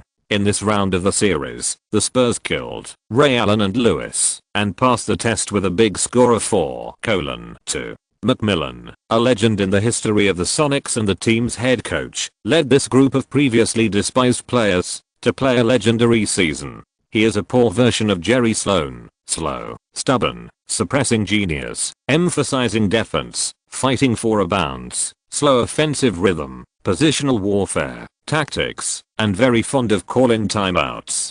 The specific reason why he can lead the Supersonics to take off this season is clear from the contracts of the players in the Supersonics. Ray Allen, Daniels, Jerome James, Radmanovic, and Ridner are all in the contract year. Those who know the fighting power of NBA contract year players know it. The starting lineup of the Lakers is basically the same as the main lineup in the previous training game. Anderson, who obviously suppressed Mim in the training game, is still sitting on the bench. Tomjanovich has his own considerations for this arrangement. After all, it is a training game. It is unnecessary to adjust the team's lineup rotation formulated before the season in such a hurry. It is still in the preseason stage, and we can continue to investigate the performance of the players. With more sufficient game samples, it will be more convincing to adjust the lineup at that time. The Supersonics also sent out the starting lineup planned for the new season: Ridner, Ray Allen, Lewis, Radmanovic, and Jerome James. The Lakers are eager to stabilize the fans' confidence after the dramatic changes in the summer. As for the Supersonics, it is the team's first home game of the new season, and the Key Arena, which has always had a bad market, is rarely full. If they don't perform well, the boss will not agree. Jump ball at the midline. Jerome James won the jump ball and gave the ball to Ridner, who dribbled across half court. Ray Allen used the screen to catch the ball. Kobe chased around the screen, and Radmanovic, who completed the pick and roll, ran down to the bottom corner. Ray Allen received the ball and passed it directly, creating an open shot opportunity for Radmanovic, who got rid of Grant's defense. The latter raised his hand and hit a three-pointer. For the Supersonics, this was a very smooth outside cooperation. As for the Lakers, the tacit understanding between Kobe and Grant on the defensive end obviously needs to be strengthened. Chapter 12, Subtle Transformation. Thanks to the book friend for the 10,000 point reward. Almost when the commentator was still praising the smooth offense of the Supersonics, the Lakers counterattack had already arrived. Odom served the ball from the baseline at the first time, and a precise long pass was passed to Kobe, who had already run to the half court. The latter leaned on Ray Allen to receive the ball, and then leaned on the opponent to advance to the three-point line. A beautiful behind-the-back dribble opened up a little distance from Ray Allen, and then when the opponent rushed over, he completed a breakthrough with the ball in his left hand. The fake move of a butterfly through flowers, broke through the latter's defense and easily scored a layup. Looking for offensive opportunities as soon as possible after losing the ball is also an idea that Kalyan instilled in these players in preseason training. In addition to Kobe's personal ability to handle the ball in the front court, Odom's pass is also very critical. His talent is actually really good. If he pays more attention on the court and is less distracted and develops to stable offensive methods, he will really have a lot to do. In the next round, the Sonics once again took advantage of the shooting range of the two outside gunners on the team's front line. After Radmanovic and Lewis completed a simple screen, Lewis made a fake shot to send Grant flying, then rushed straight into the basket and scored an easy layup.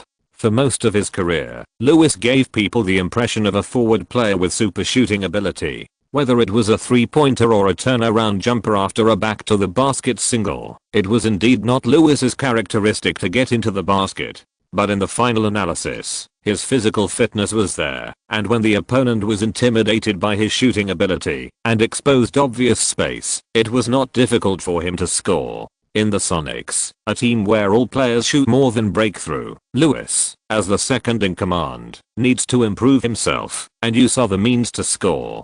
During the off-season, he also strengthened in this regard. Odom held the ball in a high position. Kobe was about to come up from the bottom corner to receive the ball. Grant made a wall to help Kobe delay Ray Allen's defense. Ray Allen chose to follow him, and Grant, who was stuck in position, went straight down. Odom pushed the ball directly to Grant, who took the ball and prepared to deliver a dunk.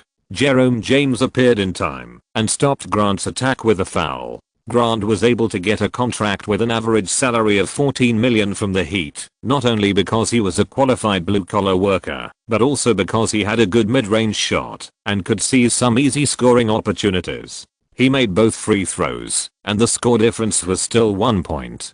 The Sonics attacked, passing the ball from the outside. Ray Allen ran back out of the three-point line, received a pass from Ridner, turned around and shot the ball at 70 degrees on the left. Kobe missed another defense and was thrown away by the Sonics after only one off-ball pick and roll. This obviously did not meet his evaluation as a top perimeter defender. However, whenever there was a problem on the defensive end, Kobe would find his way back on the offensive end. The Lakers attacked from position, and Atkins followed the arrangement and passed the ball after crossing half court, passing it to Kobe to challenge Ray Allen. Kobe leaned against Ray Allen in the low post on the right side with his back to the ball, turned around to the baseline and jumped up, leaned against Ray Allen with his back, took the ball with both hands, and pulled the lever, and hit the cricket. After the opening, the offense of both sides was carried out in a lively manner, which also made the fans on the sidelines scream with excitement. Kellyan on the sidelines kept recording some content in his notebook, and he was quite satisfied with the changes in the team in his heart. In addition to Kobe, who was keen on singles, other players, including Odom, were subtly accepting some of the concepts that Kellyan had instilled in them, actively running, dismantling the opponent's defense through off-ball screens, and handling the ball more quickly. The team's offensive routines were obviously more active, and Kobe should be able to feel it. However, the mainland Loop and the Supersonics were so close to each other that it more or less showed some problems on the defensive end of the team. Kellyan was somewhat helpless about this. The real strength of the Supersonics team is that they can enter the second round of the Western Conference, which is much stronger than many people imagine. This will be confirmed after the start of the season. Moreover, Tomjanovich insisted on putting Odom in the small forward position. The team's mobility is indeed a hidden danger. Tomjanovich himself has also noticed this, but the current locker room is not suitable for rushing to make too radical adjustments. This is the middle way to maintain the stability of the locker room. Both sides performed well on the offensive end. At 8 minutes into the first quarter, they withdrew their main players. The score was 22-19, and the Supersonics led by 3 points. In this era, most NBA teams still have a rotation lineup of 8 to 9 people, and the strength gap between the starting players and the substitutes is not small. However, the Lakers and the Supersonics may be exceptions. The Lakers have a boss who is not afraid of paying luxury taxes. When they have the opportunity to have good players, they will not give up because of the price. As for the Supersonics, Reggie Evans and Nick Collison seem to be unknown now, but they will be veterans who can play in the NBA for many years in the future. They still have some characteristics. In this game, the highlight of the team is Antonio Daniels. After he came on the court, he first used the off-ball running to get rid of Butler's defense and hit a three-pointer. Then he used the pick and roll to find a chance to shoot and hit a mid-range jump shot. Daniels' hot hand made Butler, who Kellyan had high hopes for, look pale in comparison. After he came on the court, his offensive feeling was average. He shot 3 times and only hit 1 goal. TMD, this Supersonic is accurate. Kellyan secretly complained in his heart. In fact, for many balls, the Lakers defense did not lose position, but the Supersonics players were able to shoot the ball. During the intermission, Tomjanovich chose to put Odom back on the court and put him in the power forward position, using his height and mobility to help the team's offense and defense. This is also the change that Kellyan has always wanted to promote. In his tactical concept, running, speed and space are all extremely important factors, and it is appropriate to put Odom in the 4th position. After the start of the second quarter, the Lakers suddenly broke out. The tactics were similar to the first quarter. Butler played the role of Kobe's singles player in the first quarter. He could play singles and break through. Compared with Kobe, Butler lacked ability and was more obedient, so he didn't take so many unreasonable shots. Walton, who has a good basketball IQ, helped to do a good job of connecting, and Anderson, who was highly expected by the coaching staff, also actively set screens for his teammates on the offensive end, and did a good job in rushing for front court rebounds. Under the high-intensity impact of the Lakers, the substitute players on the Supersonics side could not stand it. Even though Lewis came back and played 2 consecutive singles against Walton, his offense was immediately blocked after Butler switched defense. After a 13:4 attack wave, the Lakers overtook by 6 points. McMillan called a timeout and rearranged the tactics. Next to Tomjanovich, Kellyan pointed to the tactical board and arranged the tactics. Odom mentioned the top line to receive the ball. Anderson made an off-ball screen at the bottom line. Walton and Butler could catch the ball and shoot from the bottom line, or they could run back and cut to the basket. The two inside players of the Supersonics, Evans and Collison, have average athletic ability, and the defense will not be switched quickly. The worst result is that, if the Supersonics can keep up with the Lakers' running position, Odom can also create killing opportunities through singles. He definitely has the ability to do so. Chapter 13, Hardcore System Bureau. After the timeout, the Lakers found an open space through the tactical running arranged by Kellyanne in the first attack. However, Walton's shot hit the rim again, which made Kellyanne's heart tremble. How can this not go in? Especially compared with the accurate shooting of the Supersonics, Walton's shooting is really not good. Reggie Evans, a rebound maniac, steadily received the rebound. In the attack of the Supersonics, Lewis played against Odom with his back to the basket. He pretended to turn left to cause Odom to shift his center of gravity to the right, and then made a beautiful pull-up jump shot. This goal was very beautiful. Kellyanne also wrinkled his nose on the sidelines and felt helpless. There was nothing wrong with the tactical design. Walton's opportunity had already come out. Among the Lakers, Odom was also a more suitable candidate to defend Lewis. It was just that the result of this round of offense and defense was the opposite of the effect shown on the court. Having said that, the overall quality of the Lakers players is indeed a bit problematic. This team is really hard to lead. Odom's strong attack on Lewis failed to hit the ball. Evans grabbed the rebound again and gave it to Ridner, who advanced to the front court and hit a three-pointer before Terry Brown came up to block it, helping the Supersonics narrow the gap to 1 point.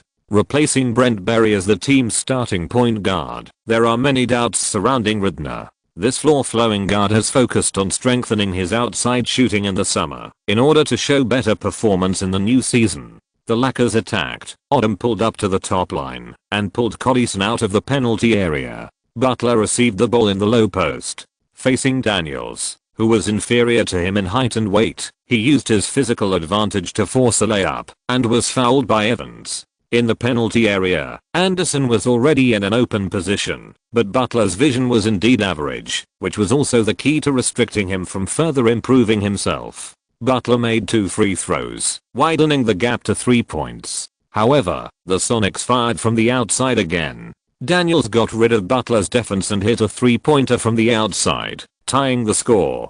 How could this be the Sonics? It was as accurate as the peak Warriors. Kellyanne was speechless. I didn't expect that in my first preseason game with the Lakers, I would encounter a system game.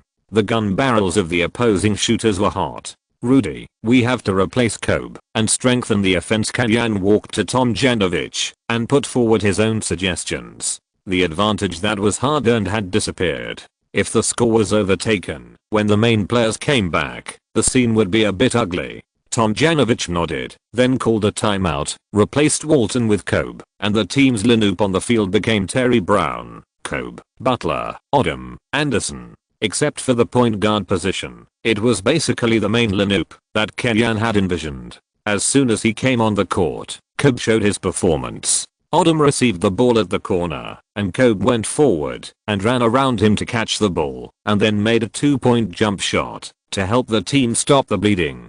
In fact, Kobe was not very comfortable receiving the ball in this shot, but he has a strong ability to adjust. Of course, the discomfort of receiving the ball is also related to the tacit understanding of the team, which requires more running in the team training. On the defensive end, Kobe beat Daniels frantically, leading by example, and directly led the Lakers' defensive intensity. The Supersonics had difficulty passing the ball under the high-pressure defense on the outside, and finally handed the ball to Collison, who had a very average mid-range shot. The latter missed the mid-range shot, and Anderson drew inward and grabbed the rebound from Evans by bouncing. The Lakers were attacking. Kobe fell to the low post to receive the ball, backed up Daniels. Lewis stepped forward to double team, and Butler had an open position. However, Kobe, who had a strong desire to attack, did not choose to pass the ball, but forced a shot despite the defense of 2 people. Lewis' arm almost touched the basketball, but it was still a little short. In an extremely unfavorable shooting environment, Kobe still made the shot. This shot can fully reflect Kobe's personal ability. The commentator at the home court was also amazed. Wonderful goal. It seems that Kobe is really ready to carry the Lakers offense. The fans cheered for the wonderful goal. As a coach, although Kenyan appreciated it, his body language was a shrug. He actually hoped to see Kobe pay attention to his teammates. Of course, from the moment he joined the Lakers, he understood what kind of player Kobe was. It can even be said that Kobe this season was the most paranoid Kobe. Proving that he was stronger than the fat man was very important to Kobe, no less than leading the team to win. How to correctly guide Kobe's fighting spirit was very important to Tomjanovich and Kenyan. McMillan deliberately practiced the team's play when Ray Allen was resting and was not in a hurry to replace Ray Allen. On the other hand, the Lakers' main lineup needed to be run in through the game. Kenyan wanted to prove the correctness of putting Butler at the third position and letting Odom play the fourth position. Therefore, the time for this lineup to run in on the court was increased, and the effect was not bad. At the end of the first half, the Lakers led the Supersonics by 8 points 57-49. During the halftime break, in the Lakers locker room, Anderson was panting heavily. He had consumed a lot of energy in the first half. Anderson kept his posture very low, running back and forth on the court, running up and down, and sprinting at full speed. It was inevitable that he was overexcited. "Chris, are you okay?" Kenyan asked with a smile. I'm fine, Kimmy." Anderson looked up at Kenyan and smiled. He really had nothing to do now, but he just had some uneven breathing. He just needed to adjust. Moreover, he was not only fine now, but also in a good mood. He had just performed very well on the court. He had grabbed 7 rebounds in the first half, including 2 offensive rebounds. Of course, he knew that, even if this was just a preseason game, his performance was very good. Maybe in the new season, he might really be able to compete for a starting position, as Kenyan said. After getting Anderson's response, Kenyan nodded slightly and then frowned and looked at Butler. The halftime game still exposed some problems. On Butler's side, whether facing Daniels or Lewis, the defensive effect was relatively average. For Butler, who wants to be the Pippen next to Kobe, without the performance on the defensive end, he will definitely not be able to get more opportunities. Everyone performed very well in the first half. We are already leading away from home, and we are still running in, but we are not doing enough now. We need to make changes in the second half. Tomjanovich is still gentle and conscientious in arranging the team's defense system. Lama, Karen, your defense in the first half was not very good. In the second half, I need you to change your defense strategy. The Supersonics are good at shooting. You need to expand half a step out when defending to reduce the shooting space for your opponents. Lama, we need you to pull up to the high position more to receive the ball, so that Kobe can fall to the low position to start his personal offense. Karen needs to help attract defense on the weak side to reduce the double teaming pressure that Kobe may encounter. Tomjanovich's management ideas are actually still the same old ones. Make good defensive arrangements, rely on superstars to play singles on the offensive end, give superstars considerable tactical freedom, and add a few encouraging words. The on-the-spot tactical adjustments were mostly handed over to Kenyan. As a head coach, placing talents in appropriate positions and making the best use of their talents is also an art of management. Chapter 14. I just want to shout the slogan, Lakers are the champions. The second half of the game continued, and the Lakers' perimeter defense strategy was adjusted. Kobe and Butler both expanded their defense areas, increasing the difficulty of the Sonics' perimeter artillery shots, and leaving the restricted area to Anderson alone. This defensive strategy immediately limited the Sonics' perimeter offense. The Lakers opened up the score difference to 19 points with a 9:2 start, and also forced McMillan to call a timeout. After the timeout, the Sonics attacked. Wilcox pulled to the corner to do an off-ball pick and roll for Ray Allen, and Ridner assisted Ray Allen to make a mid-range shot. Ridner, a second-year point guard, has a very sophisticated style of play. He can hit mid-range and long-range shots, and can also comfortably deliver shells to his teammates. His shortcomings are also prominent. He is small in size and easy to be targeted on the defensive end. In terms of this preseason game alone, the performance is very outstanding. The Lakers attacked. Kobe took the ball on the wing, to contain the Sonics defense and then passed it to Atkins, who then passed it to Butler. The latter made a fake move to deceive Lewis and then dribbled past him, rushed to the basket, and completed a dunk against Wilcox's defense. In the first half of the game, Butler's performance was not very good. During the halftime break, Butler was a little lonely compared to the praise Anderson received. He was not satisfied with his performance and kept cheering himself up to prove himself with a better performance in the second half. In the next round, the Sonics used the skills of the Twin Stars to make a fuss. Lewis pulled to the low post to receive the ball and played Butler with his back to the basket. Ray Allen went up from the weak side baseline and adjusted his pace in the middle to distance himself from Kobe. Lewis passed the ball to Ray Allen and ran back to the inside in time to block Kobe. Butler stepped forward to fill in for Kobe, but it was too late and watched Ray Allen hit a three-pointer. In this game, the Lakers and the Supersonics were playing according to their own goals. On the Lakers side, Kellyan tried to prove to Tom Janovich that his ideas were correct through the real guns and live ammunition competition in the preseason.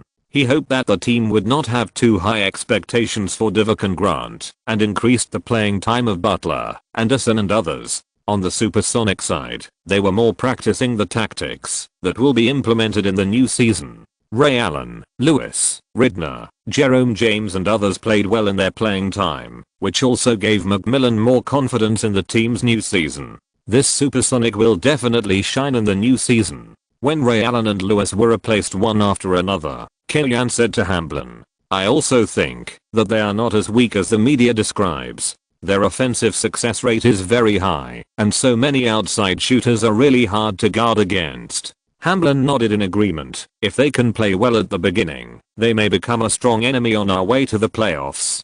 Compared with some other people, Hamblin's view is also very pragmatic. This season's Lakers can only be a team striving to enter the playoffs. The competition in the West is indeed very fierce. The Spurs, Timberwolves, Mavericks, and Kings have relatively strong lineups. In addition, the Rockets traded Matt Grady from the Magic through a big deal, and the lineup has also improved significantly. The Lakers' prospects are not as bright as the management imagined. Maybe the Supersonics are stronger than we can see. Kellyan and Hamblin looked at each other and then shook their heads. At the end of the third quarter, the score difference remained at 20 points.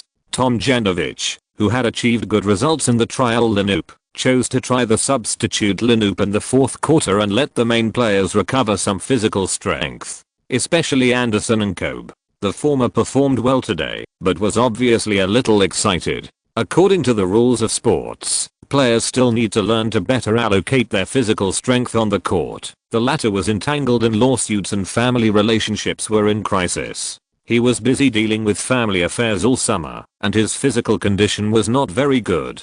He needed to hurry up to adjust to the state at the beginning of the season. The score of this game was 93-108, and the Supersonics lost by 15 points at home. In addition to Kobe, Odom and Butler's performances can be said. The former scored 10 points, 8 rebounds and 5 assists in 26 minutes of playing time. All data exceeded expectations. More importantly, the effect of pulling to the high position to coordinate was good. In addition to the masterpiece of dunking over Wilcox, the latter scored 13 points in the whole game, 9 of which came in the second half. He is the second scorer of the Lakers besides Kobe. However, the second star of the Lakers is not the Twin Stars traded by the Heat, but Birdman Anderson. Against a team like the Supersonics that has no inside scoring point, Anderson's strong athletic ability and good help defense magnified his advantage in blocking shots, while his disadvantage of being a meat shield and top defense was covered up.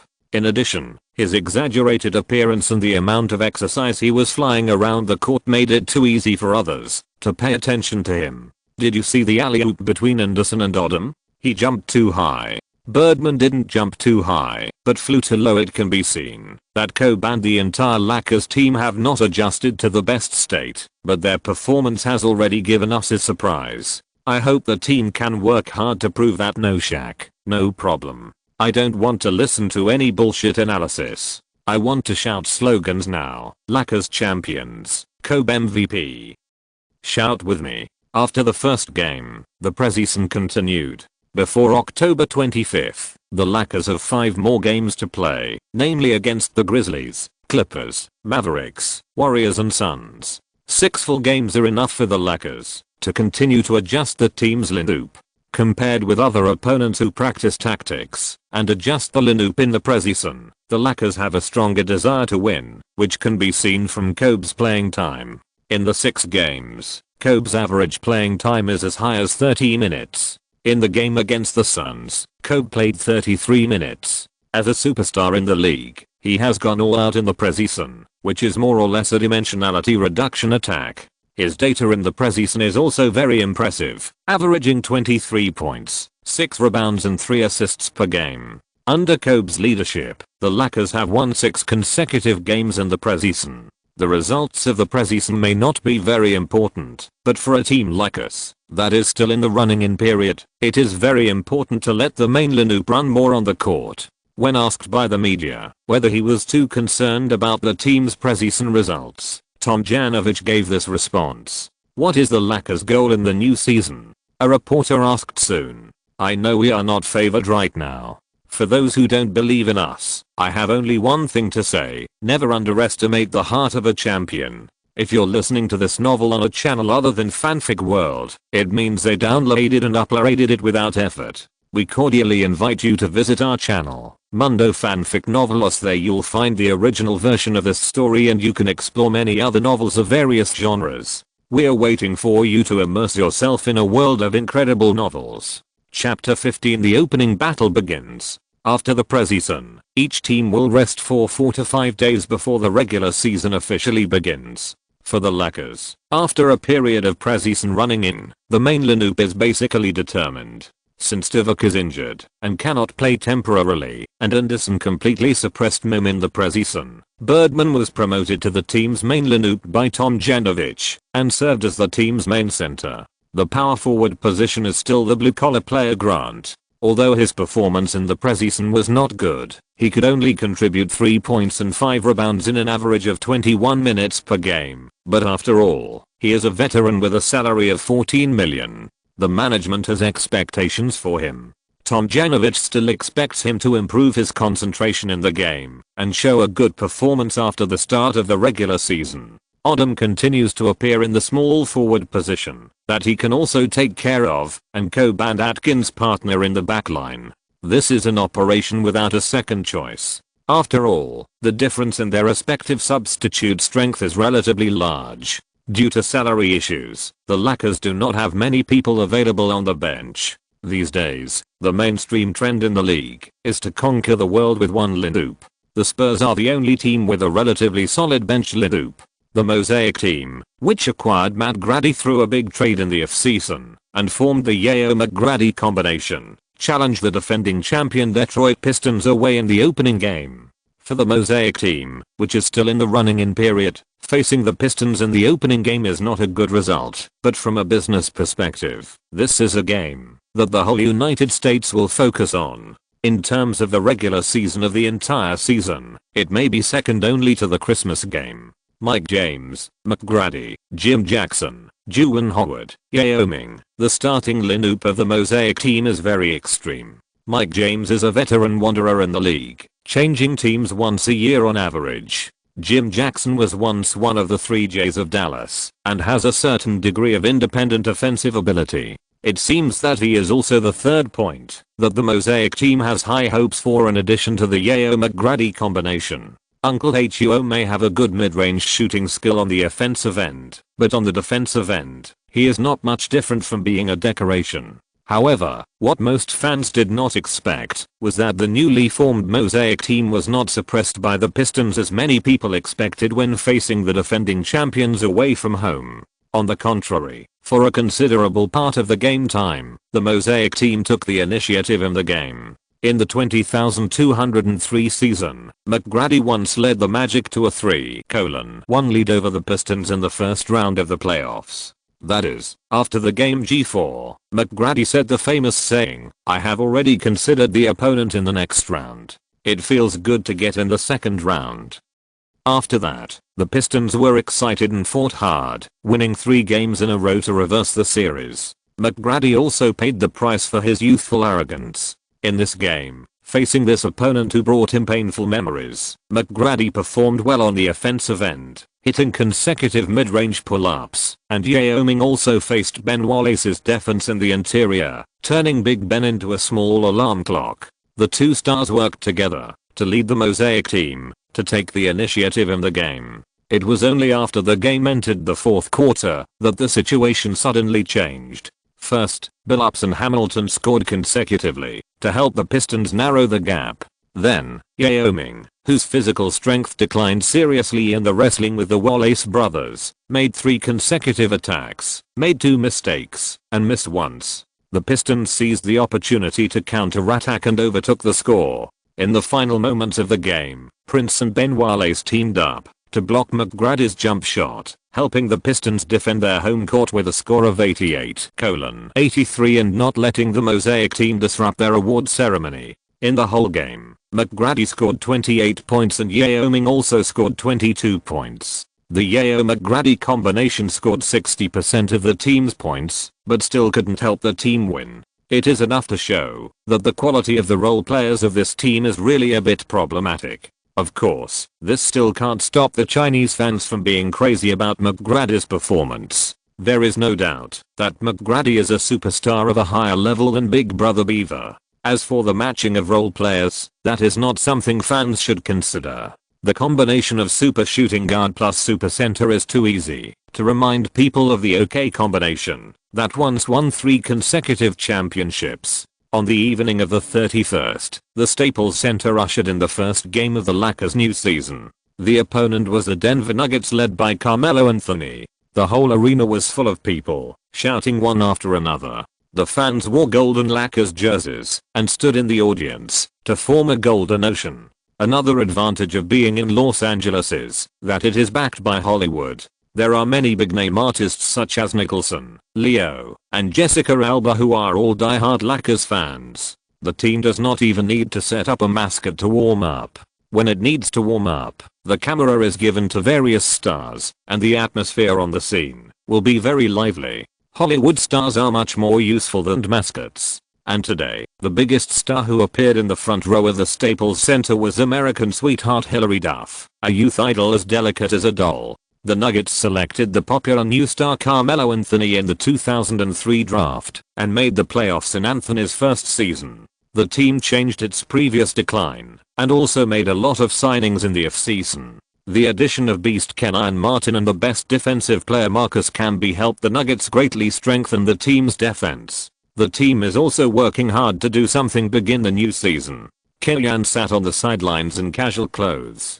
Because he was young and Chinese, the cameraman of the broadcast party found him very interesting and gave him a close-up shot. Because the game with the Mosaic team was staggered, CCTV also broadcast the game, and the commentator Dazu also made a special trip to introduce Kenyon to the fans. Kenyon, he was Tom Janovich's assistant coach in the Mosaic team before, and he was in the Suns last season. This season, Tom Janovich invited him back. He is still very young and will definitely become the head coach in the future. Compared with some professionals who have a deeper understanding of Kenyon, the information update of the CCTV commentators is indeed a bit insufficient, or in other words, they don't pay much attention to Kenyon. Everyone is more concerned about what Yao Ming can do, and when Yi Jianlian can enter the NBA. White fireworks sprayed violently from around the court, and the atmosphere of the fans on the scene was fully mobilized. The DJ sounded, and the commentator on the scene read out the names of the Lakers players one after another. Brian Cook, Luke Walton, Sasha Vujasic, Brian Grant, Lamar Odom, Kobe Bryant. When Kobe Bryant's name was mentioned, the fans at the scene cheered the loudest. Kobe's performance in the preseason was very good, which also made the fans in Los Angeles choose to support Kobe, whose image was damaged, with greater support. The starting lineup of the Nuggets, Andre Miller, Warshawn Leonard, Anthony, Kenyon Martin and Camby. The lineup is quite good. On the Lakers side, Birdman Anderson happened to play for the Nuggets last season, but he never got a chance. In this game, he returned home in glory and played as the main center of the Lakers. He was full of fighting spirit and determined to show off in front of his old club. The moment the referee threw the basketball, he reacted quickly and jumped into the air, defeating Kobe and winning the first round of the ball for the Lakers. Chapter 16. Human Weapon vs. Singles King. The Lakers organized the first attack. Atkins dribbled to the front court and passed the ball to Kobe in the middle and then ran to the left. Kobe did not follow any tactics. He waited for his teammates to pull away and then forced Leonard. After breaking through to the restricted area, he was attacked by Kenyon Martin and passed the ball to Grant. The latter forced a layup over Kobe's head and was interfered. Kobe blocked Anderson, protected the rebound, and passed the ball to Andre Miller to organize the attack. Miller, the assist king who looks like Karen Mock, has average speed and average awareness of launching fast breaks. He is better at positional warfare in pick and roll. After advancing to the front court, he held the ball outside. Kenyon Martin came up to play pick and roll, and Kobe came to the paint area near the baseline, ready to respond at any time. In order to open up space for the outside players to break through, one inside player proposed to play outside pick and roll, and one inside player was ready to respond inside at any time. If the ball handler breaks through to the free throw line with the pick and roll, it depends on whether the opponent chooses to double team at this time. If there is no double teaming, the ball handler will attack by himself. Although Miller is the assist king, he is excellent in static confrontation and his back to the basket skills are unique. He will still be active in the league if he gets 40 plus in the future. In the last year of his career, he was also favored by the Spurs who tried to attack the ultimate 5 small warriors. Once the opponent chooses to double team, Miller's passing awareness is enough to deliver ammunition to his partner in the interior. This is how he became the assist king. The Lakers had made advanced preparations for this move of the Nuggets before the game. Atkins resolutely went around the pick and roll to fill in the position after Martin's pick and roll, and Grant also had to delay it. Anderson needed to fill in Miller's breakthrough route, and Odom also had to retract in time to protect the basket. Miller's best shot time is after the pick and roll when Atkins has not gone around the pick and roll, but his mid-range and long-range shooting ability is average. In Kenyon's view, on the basketball court, it is not completing a block or steal that counts as a successful defense. Compared with gambling steals and blocks, he prefers his players to force the opponent to complete the offense in a way they are not good at.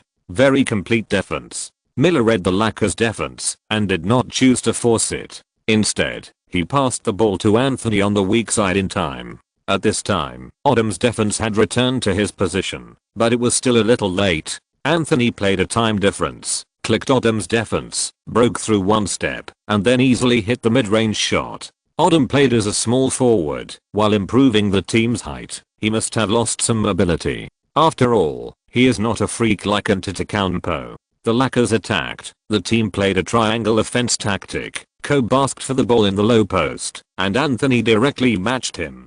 Both of them are top singles players, and are deliberately competing. Kobe leaned against Anthony in the low post on the right side, turned around and jumped up, leaned against Anthony with his back, took the ball with both hands, and hit the board. In one round, it can be seen that Anthony's defense is insufficient, which made Kobe turn too easily. He has a body, but his defensive awareness is really not good.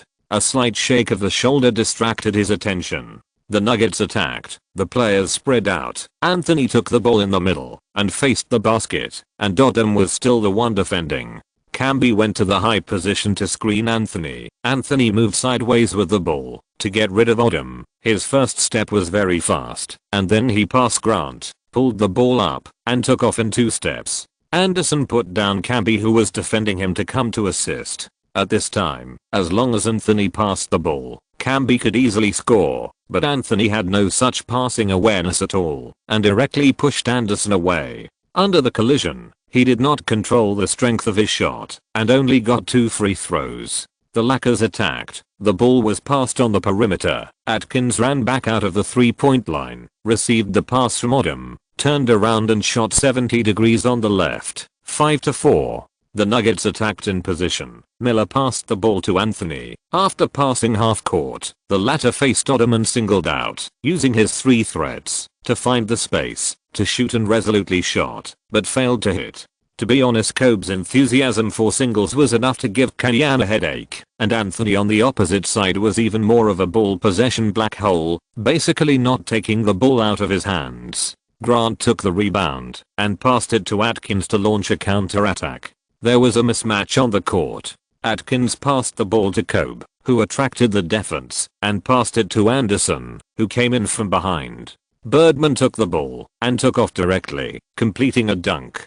Compared with the negative example Anthony, Kobe was relatively restrained today. After attracting the defense, he shared the ball continuously. The Lakers completed 2 consecutive attacks, widening the score difference to 11:4, which also made the Lakers fans at Staples happy. Nuggets head coach Jeff Bzdelik was forced to call a timeout. After returning from the timeout, the Nuggets changed their tactics and no longer allowed Anthony to play singles. Instead, the ball returned to Andre Miller. The latter seized the opportunity and sent a second pass through the gap between people, assisting Kenyon Martin to complete a dunk over Anderson's head, and by the way, caused Birdman's second foul. Anderson, who returned to the bench, was somewhat speechless, always feeling that all this should not have happened. "You performed well. Keep it up. This is a good thing." Kenyon did not say something like pay attention to the timing of taking off, or let him dunk if the ball cannot be stopped to discourage the enthusiasm of the Birdman at this time, but insisted on affirming Anderson in an encouraging way. After Anderson left the court, the team's substitute center was the white inside player Chris Mim, a blue collar with relatively mediocre technical ability. Compared with Anderson, his strengths lie in the top defense of the restricted area and a little technical attribute when attacking the basket at close range, but he is a bit weak in other aspects. Considering that Camby and Kenyon Martin are not the type of inside players who play singles with their backs, Mim is really not as useful as Anderson. Taking advantage of the team's inside advantage, the Nuggets launched a counter-attack. Kenyon Martin received the ball several times and scored. He gained the upper hand in the confrontation with Grant and scored easily. Under Miller's well-organized management, the Nuggets' advantage in the situation became more and more obvious. The game entered the official timeout, and the score between the two sides had reached 16-all.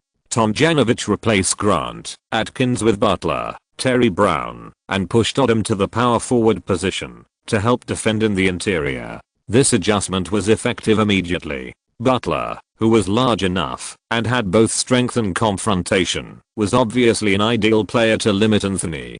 Kenyon never agreed to sacrifice the rationality of the lineup for the position conflict at the power forward position. Moreover, Butler and Odom had no conflict in their playing styles. Last season, the forward guard combination of Wade Butler-Odom of the Heat had a good effect. Butler, who was pressed on the bench for most of the quarter, effectively limited Anthony. After he came on the court, the latter failed to hit 2 consecutive attacks and was replaced by the head coach to rest. At the same time, Butler and Kobe also made consecutive shots in the chaos at the end of the first quarter. At the end of the first quarter, the Lakers led the Nuggets by 5 points with 29:24. Chapter 17 You Come and I Go. On the sidelines, Tomjanovich clapped his hands to encourage the team to play well and rearrange the lineup on the field. Atkins, Butler, Luke Walton, Brian Cook, Chris Anderson. This lineup is still very aggressive. Atkins, Luke Walton, and Brian Cook are typical examples of offensive attributes being stronger than defensive attributes in their respective positions. This is also the characteristic of the Lakers. Not only do they want to win, but they also want to win beautifully and advocate offense. However, after the game started, it was the Nuggets on the opposite side that took the advantage of the game. Boykins, who is only 165 centimeters tall and has the lowest altitude in the NBA, scurried around among the ordinary people of the Lakers as if he was in an empty space. He could not only score himself, but also assist his teammates. However, the defensive disadvantage brought by his height was not fully utilized by the Lakers. Neen, a Brazilian who had not yet had his balls cut off, became the biggest beneficiary of Boykins' disruption of the Lakers' defensive system. He ravaged the Lakers basket twice in a row, helping the team to play a 9:2 attack wave in 3 minutes, directly overtaking the score. In the NBA during this period, most teams defined substitute players as Plan B to help the main players get more rest time. The Lakers were no exception. Tomjanovich saw that the situation was not good and replaced Kobe. Killian reminded Kobe of some details on the sidelines and assisted Tomjanovich in making new tactical arrangements for the team's offense on the court. As soon as Kobe came on the court, he completed a hand-to-hand cooperation with Walton and suddenly changed direction, broke through the middle of the road, and made a dunk. The Nuggets attacked. Boykins was oppressed after the pick and roll, and his jump pass was intercepted by Kobe. He went straight to the fast break, relied on his physical advantage to make a layup, and caused Najera to foul. He made a free throw to make it 2+1. After Kobe came on the court, he scored 5 points in a row, helping the Lakers regain the lead in the score and winning the cheers of the fans at the Staples Center. The Nuggets were on offense. Najera took the ball from the outside and made a straight pass. Boykins ran back to the baseline and used the pick and roll. He made a breakthrough and hit the dunk steadily, narrowing the gap to 1 point. The Lakers were in a positional battle. Kobe challenged Leonard and his jump shot missed. His offensive choice was still more independent, and the rebound was taken by Najera. The Nuggets were on offense. Boykins once again stepped past Atkins and attracted Kobe to make up for the defense and pass the ball. Leonard missed the long 2-point shot in the open position.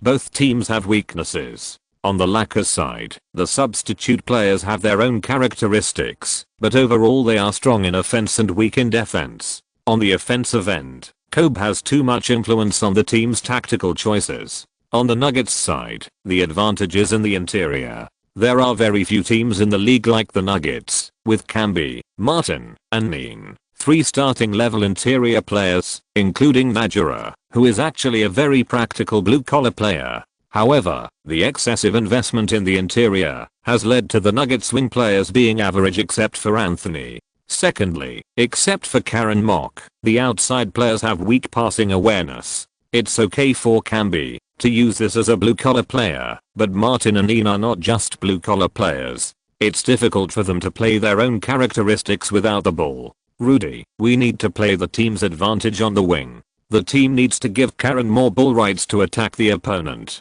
Killian made his proposal to Tomjanovich.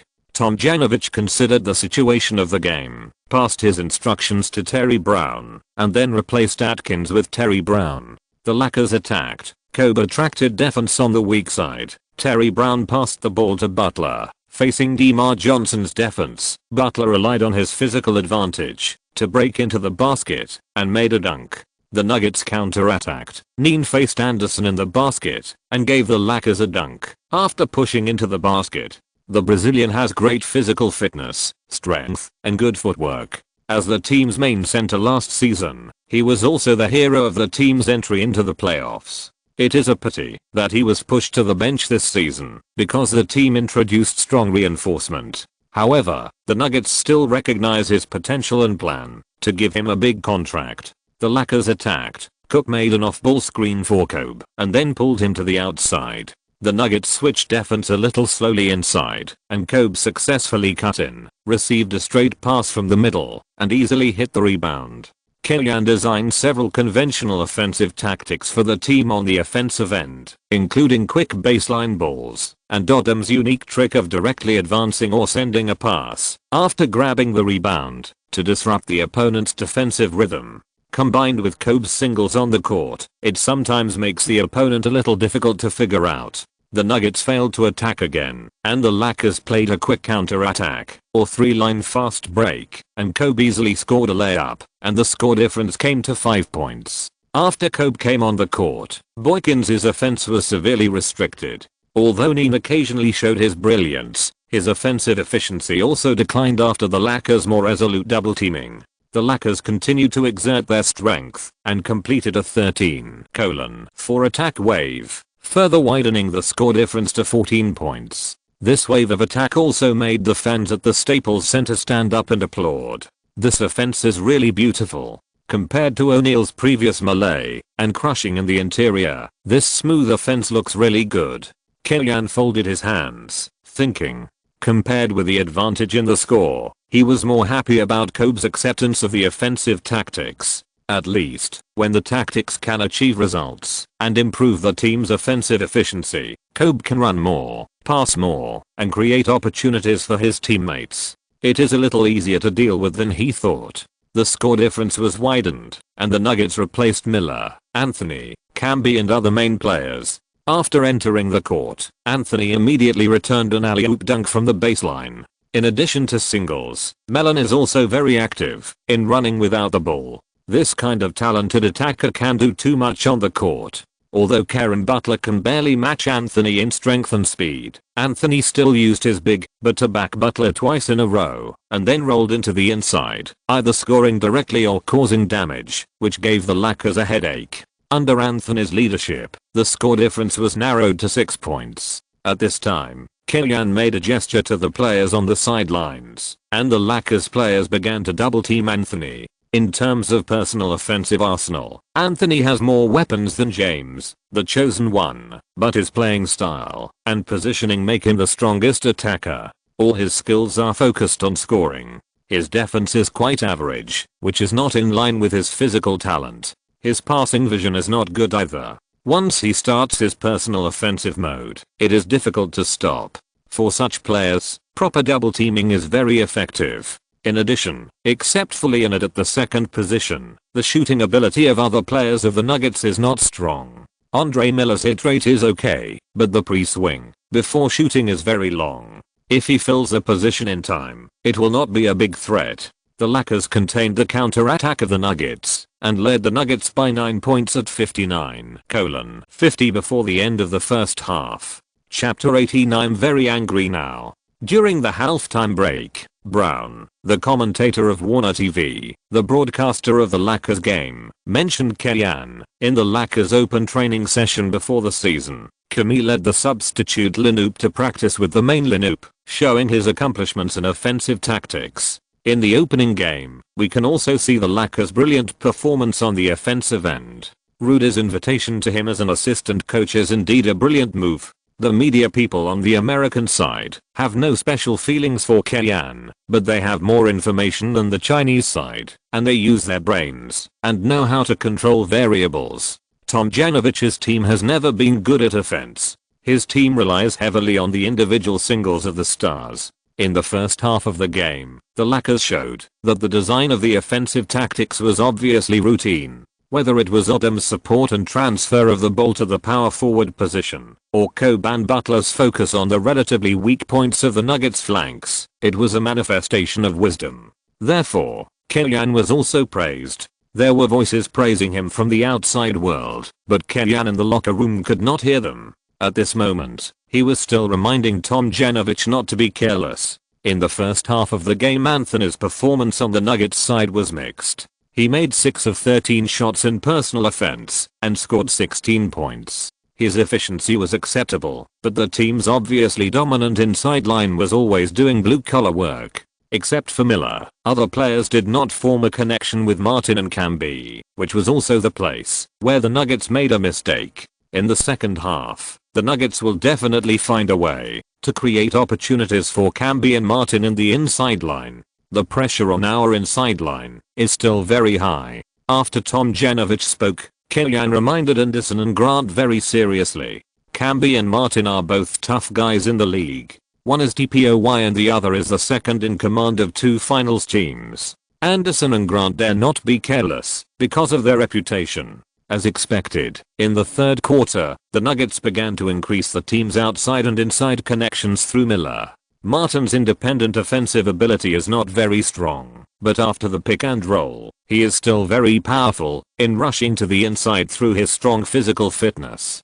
Camby can seize opportunities in the inside and can also steadily put the ball into the basket after grabbing rebounds in the second offense. Since the preseason, Grant's condition has been outrageous. He can occasionally complete his own work in a few rounds, but he is sleepwalking most of the time. The score difference was narrowed to only 4 points by the Nuggets, and Tom Janovich finally replaced him. With a salary of $14 million, he ranks second in the Lakers, second only to Kobe. As a head coach, it is really difficult not to use him, even if it is a non-performing asset. As a head coach, you have to try your best to save it, otherwise it will be difficult to explain to the management. When Grant was replaced, Tom Janovich's face was not very good. For Tom Janovich, who has always been well-mannered, this state has already shown that he is very unhappy now. If Liankan had already pressed Grant's head down, said I'm very angry now, and then started to roll his eyes back to the power forward position, Odom put more energy on the defensive end. His physical talent is very good. Even if his attribute points are not all on strength and confrontation, he can still do a good job of protecting the frame with the advantages of arm span and coordination. In addition to wrestling with Anthony on the defensive end, Butler can also consume Anthony more on the offensive end. The Nuggets offense was blocked, and the Lakers offense was also blocked by the Nuggets. Camby and Martin may be a bit rough on the offensive end, but on the defensive end, they really made the Nuggets' restricted area a no-fly zone. Kobe's efficiency in breaking into the basket is not high, and he also has to face Leonard's entanglement on the outside. Martin, who is known as the Kobe killer, occasionally switches out and continues to put pressure on Kobe. At the end of the third quarter, the score was 83-77. Compared with the efficient offense of both sides in the first half, the scoring efficiency of both sides declined in the third quarter. In the first show of the season, the Lakers wanted to get off to a good start, and the Nuggets were also unwilling to surrender easily. For the core players on both sides, Kobe had just squeezed out O'Neal, and he must have wanted to lead the team to make a career. In the summer, the Nuggets spent a lot of money to strengthen the inside line, and they must also hope to do something big under the leadership of Anthony. The two sides also fought hand to hand in the fourth quarter and refused to give in. Halfway through the fourth quarter, the Lakers' lead was only 4 points, and the game situation was still unclear. The official timeout, Killian stood next to Tom Janovich and designed a special offensive tactic for Kobe and Atkins, the team's most accurate three-pointer, using Kobe's offensive containment to create a killing opportunity for Atkins. Kobe is used to being a hero and notorious, which is also a point that the Lakers can take advantage of. The more the Nuggets' defense focuses on Kobe, the more opportunities the other Lakers teammates have. Of course, this premises that Kobe is really willing to pass the ball. Judging from Kobe's reaction, he nodded and approved Killian's arrangement. The Lakers served the ball at half court. Atkins received the ball at the midline, dribbled to the front court, and passed it to Kobe at the top of the arc. Anthony immediately defended it, slightly adjusting the dribbling rhythm to find a chance to kill. Kobe suddenly accelerated and dribbled horizontally to the left. Atkins immediately ran to the left, and Miller behind him followed closely. Kobe made an emergency stop, waited for Atkins to pass by him, and suddenly rushed inward. Anthony was caught off guard, stepped back, and then quickly leaned towards Kobe. Miller, who was defending Atkins, was attracted by Kobe's breakthrough. Seeing Kobe's back to him, an idea flashed through his mind. He immediately gave up Atkins, who was still running to the baseline, and reached out to Kobe's hand holding the ball. Kobe sensed Miller's approach from behind, and he changed direction and rushed to the right. Miller and Anthony, who was thrown away, double-teamed him. Kobe stopped again, suddenly jumped up, and threw the ball to the left baseline without looking or turning his head. At the bottom corner, Atkins, who was supposed to be defended by Miller, was ready. He caught the ball steadily, looked at the three-point line under his feet, and jumped up easily to shoot. Swish. Atkins made a key three-pointer, helping the Lakers to extend the score difference to 7 points. The Nuggets attacked, and Andre Miller, who made a wrong decision on the defensive end in the previous round, used his signature back to the basket singles to force Atkins to score 2 points in front of Atkins. Miller waved his hand. It was very important for him to make up for his crime in time. Kobe received the ball in the half court again. Facing Anthony's defense, he easily deceived him, took a step faster, stepped forward, and a flawed dribble attracted Martin to lower his center of gravity to help defend. Unexpectedly, Kobe turned sideways, jumped up lightly, and passed the ball again. Odom easily scored a layup. 2 consecutive passes were successfully converted into assists. While Kobe was enjoying the applause of the audience, he also pointed to the coaching team on the sidelines. It was a great tactical design, which easily disintegrated the Nuggets' defense. Kobe made 2 consecutive beautiful attacks through passes, which stimulated Anthony. In the next round of the Nuggets attack, Anthony forced his way into the basket, attracting 3 Lakers players to chase and intercept under the basket. Anthony suddenly jumped up, made a layup gesture towards the basket, dodged Anderson's big hand in the air, and threw it out from the outside in the opposite direction. Bang! Atkins appeared in front of Leonard like a ghost, completed the steal, and threw the ball to the front court as soon as possible. At this time, there was only one figure in the Nuggets half court, Kobe Bryant. Dribbling to the free throw line, Kobe held the ball with one hand, soared into the air, and stretched his whole body into a bow shape, slamming the ball into the basket. 101:92. The Lakers score officially exceeded 100 points, and the score difference reached 9 points. After the official timeout, Kobe completed a score and 2 assists in 3 rounds, with an eye-catching performance. The Nuggets were also forced to call a timeout to adjust their defensive strategy against Kobe. After returning from the timeout, the Nuggets still did not solve the team's offensive problems, especially the 2 inside players who joined the team in the summer. They still need more running in training and games to need the team's combat effectiveness. From the situation of the Nuggets, we can also see how difficult it is for the Lakers, who also changed their lineup in the summer, to run into the current state. The Lakers played steadily and finally defeated the Nuggets 111:102, getting off to a good start in the season. Chapter 19. It changes life. The Lakers won the game and got off to a good start in the season. Kellyan can be credited with a contribution, but he had nothing to do with the post-game press conference. The media wanted to interview the stars and the head coach, and the assistant coaches could only stay behind the scenes, making plans and stirring up trouble. After the game, whether it was Tomjanovich, who won his first victory in his Lakers career, or Kobe Bryant, who played as the team leader and scored 34 points, 3 rebounds and 4 assists with 12 of 28 shots in the game, they all mentioned Kellyan's name in the post-game interview and recognized his contribution. The images recorded by the camera will not lie. In this game, Kellyan was indeed the assistant coach with the strongest presence around Tomjanovic. In addition, his performance in the team's training game, which once suppressed the main lineup, made it impossible for others not to recognize him. The Lakers fans cheered for the victory in the opening game, and immediately after the game, Kellyan got the video of the game from the team's video administrator and analyzed the game in combination with his own data statistics. The best player in the team is Kobe Bryant. Whether it is the ball possession rate, the number of shots, or the scoring data, Kobe's the leader. This situation will probably not change in Kobe's career, considering that Kobe's hit rate is still good today, and he is willing to assist his teammates when the team needs him to pass the ball, even if he handles a considerable part of the ball unreasonably. It is not convenient to say too much. In addition to Kobe, Odom scored 12 points and 7 rebounds, which is relatively standard. It can be seen from the game video that Odom does not like outside shooting. On the contrary, he shot 3 times in the long 2-point position, 1 step inside the 3-point line.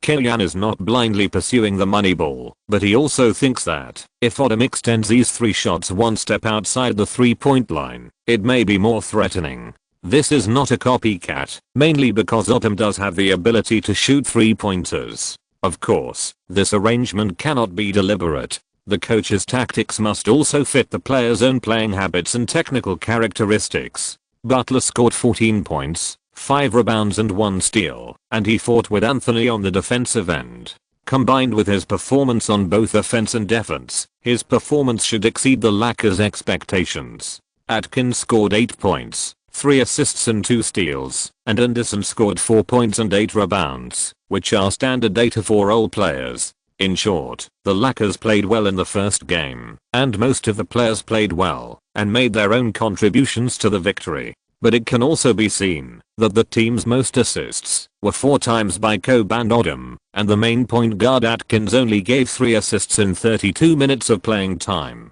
The team is a little too dependent on singles, which will also be a big hidden danger. When he pushed the door open, he saw the landlord, Chen Shijin, slumped on the sofa, looking very tired. "Hey, Steve, you look listless. What's wrong?"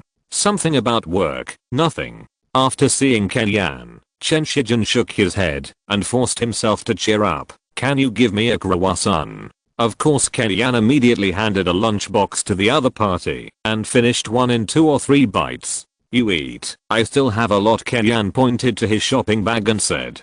Thank you. Chen Shijin looked at Kalyan. I didn't expect that my house was rented to the coach of the Lakers. You are still so young, and you look more like a player. Many people in the Chinese community are talking about you now. This is a bit of a compliment. Kalyan's height may be about the same as that of an NBA player, 191, but he is thinner than Vujasic. With this body type playing in the NBA, his confrontation is almost as weak as paper. It would be strange if his defense is not blown up. Really? I hope they are all positive comments. Kalyan pouted. Of course, he knew that if it was really a negative comment, Chen Shijin would not tell him. What about you? Can you tell me what industry you are in? Chen Shijin raised his eyebrows. What do you think? Don't mind if I tell you. My first instinct when I saw you was that you were a programmer. After Kalyan had given a shot in advance, he said his guess. Chen Shijin, who was eating a croissant, paused with his facial muscles and then rolled his eyes. He was really right. He was not wearing a plaid shirt. Are the characteristics of a programmer so obvious? Guessed it right. Carrot underscore carrot HAHA. Kalyan pointed at Chen Shijin and smiled knowingly. How did you see that? Chen Shijin became interested and asked. Intuition. Kalyan's answer was a little concealed, but some things are better not to be said. Fuga's fat figure means he must be sitting while working. He is used to carrying a backpack with a computer, power supply, water cup, data cable, and USB flash drive in it, which means he can't work without a computer. His clothing taste is very diverse, not old-fashioned, but it seems that he bought clothes according to the models on the internet without considering whether they match his body shape. In addition, some professional habits of many programmers made Kalyan make a judgment. I believe why you can be the head coach of a team at such a young age. Chen Shijin pointed at Kalyan and said in approval, I'm starting a business with a few friends to make a video website. Wow. Great. Kalyan gave a thumbs up and praised Chen Shijin. I believe that computers will definitely change the way of life of human beings in the future. Insightful. Chen Shijin didn't think so before because they didn't communicate much. Today, when chatting with Kalyan, Chen Shijin suddenly found that his tenant's conversation and knowledge were different from normal people. It seems that he has many concepts about the application of computers in human life, including video websites. Kalyan proposed the concept of bullet screen, which is the commentary subtitles that pop up when watching videos. Bullet comments can give viewers an illusion of real-time interaction. Although different bullet comments are sent at different times, they only appear at a specific time point in the video. Therefore, bullet comments sent at the same time basically have the same theme, and when participating in the comment, there will be an illusion of commenting at the same time as other viewers. The traditional player comment system is independent of the player, so the content of the comment is mostly centered around the entire video, with little topicality and no sense of real-time interaction. Chen Shijin was still hesitating about the bullet comments blocking the video and affecting the viewing experience, but Kalyan had already stated his point, and his words directly touched Chen Shijin. Hearing what you said, I really think it is feasible. In the IT industry, for technicians like Chen Shijin, technology is one aspect, and more importantly, creativity and ideas. The idea proposed by Kalyan is likely to be invaluable in the future. It seems that I really have to come back to communicate with you more often when I have nothing to do. After taking a sip of water, Chen Shijin got up and began to pack up, preparing to go to the office as soon as possible to tell his partner about this idea. Compared to when he came back, he is now in high spirits. When working in it, you must develop a solution as soon as you have a new idea, otherwise you may not be able to sleep all night. Chapter 20. Media people from China. The Lakers' first away game of the new season was against the perennial Western Conference underdog Golden State Warriors. In the past season, the Warriors started another round of reconstruction. The two most famous players in the team, Dampier and Van Exel, were sent away one after another. The Warriors now do not have a big-name player. The core of the team is Duncan Richardson and second-generation star Dunleavy, both of whom are second-tier players in the league. The only thing worth noting for Lakers fans is that the starting point guard of the Warriors is Fisher, the old fish who played for the Lakers for 8 years and led Kobe to win 3 championships. Although it has not been competitive in the league for a long time, the bull market in Oakland has always been good, partly because the team's style of play advocates offense and passion, and this game is also the case. After the opening, the Warriors used fast-paced offense to stab the Lakers, and stabbed the Lakers to a residual blood in the first half of the first quarter.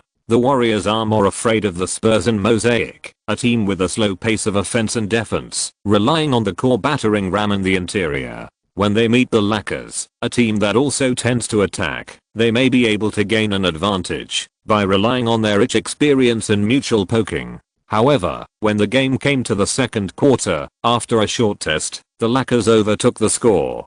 Tomjanovich took the initiative to make adjustments, changing the arrangement of playing against the opponent in the first quarter, improving the quality of defense, slowing down the rhythm of the game, and making more cooperation in positional warfare. Of course, it is inevitable to give Kobe a certain number of single shots. Whether it is Tomjanovich or Kellyan, at this stage, they still mainly follow the donkey when facing Kobe. At the important node moments of the game, some special arrangements will be made to ensure that Kobe can get good data without affecting the team's results and the atmosphere in the locker room. This adjustment has received obvious results. Positional warfare offense and defense are not what the Warriors are good at. They only scored 16 points in a single quarter and were cut by 31 points by the Lakers in turn. The leading advantage was lost, and the Lakers completed the reversal. 49-60. At the beginning of the third quarter, although the Warriors were trying hard to catch up, the score difference has not been reduced, but has a tendency to widen. Tomjanovich himself is relatively good at building a defensive system, especially against a team like the Warriors that has no absolute offensive strength and relies more on the run and gun system. The Lakers' relatively ordinary defensive resources can also cover it. This is not to say that there is anything wrong with the run and gun style of play, but since the Warriors general manager Mullin chose to play the gun and gun style, he should not have signed a floor-flowing point guard like Fisher who is not fast and has average passing skills. The run and gun style of play has no brain to lead, it is just random bombing. Unless you can achieve firepower coverage, it is difficult to achieve the desired effect. Kobe dribbled across half court, Odom set a screen, and after the pick and roll, Kobe passed the ball back to Odom. Facing Troy Murphy in front of him, Odom did not choose to force the ball, but threw the ball to Butler on the other side.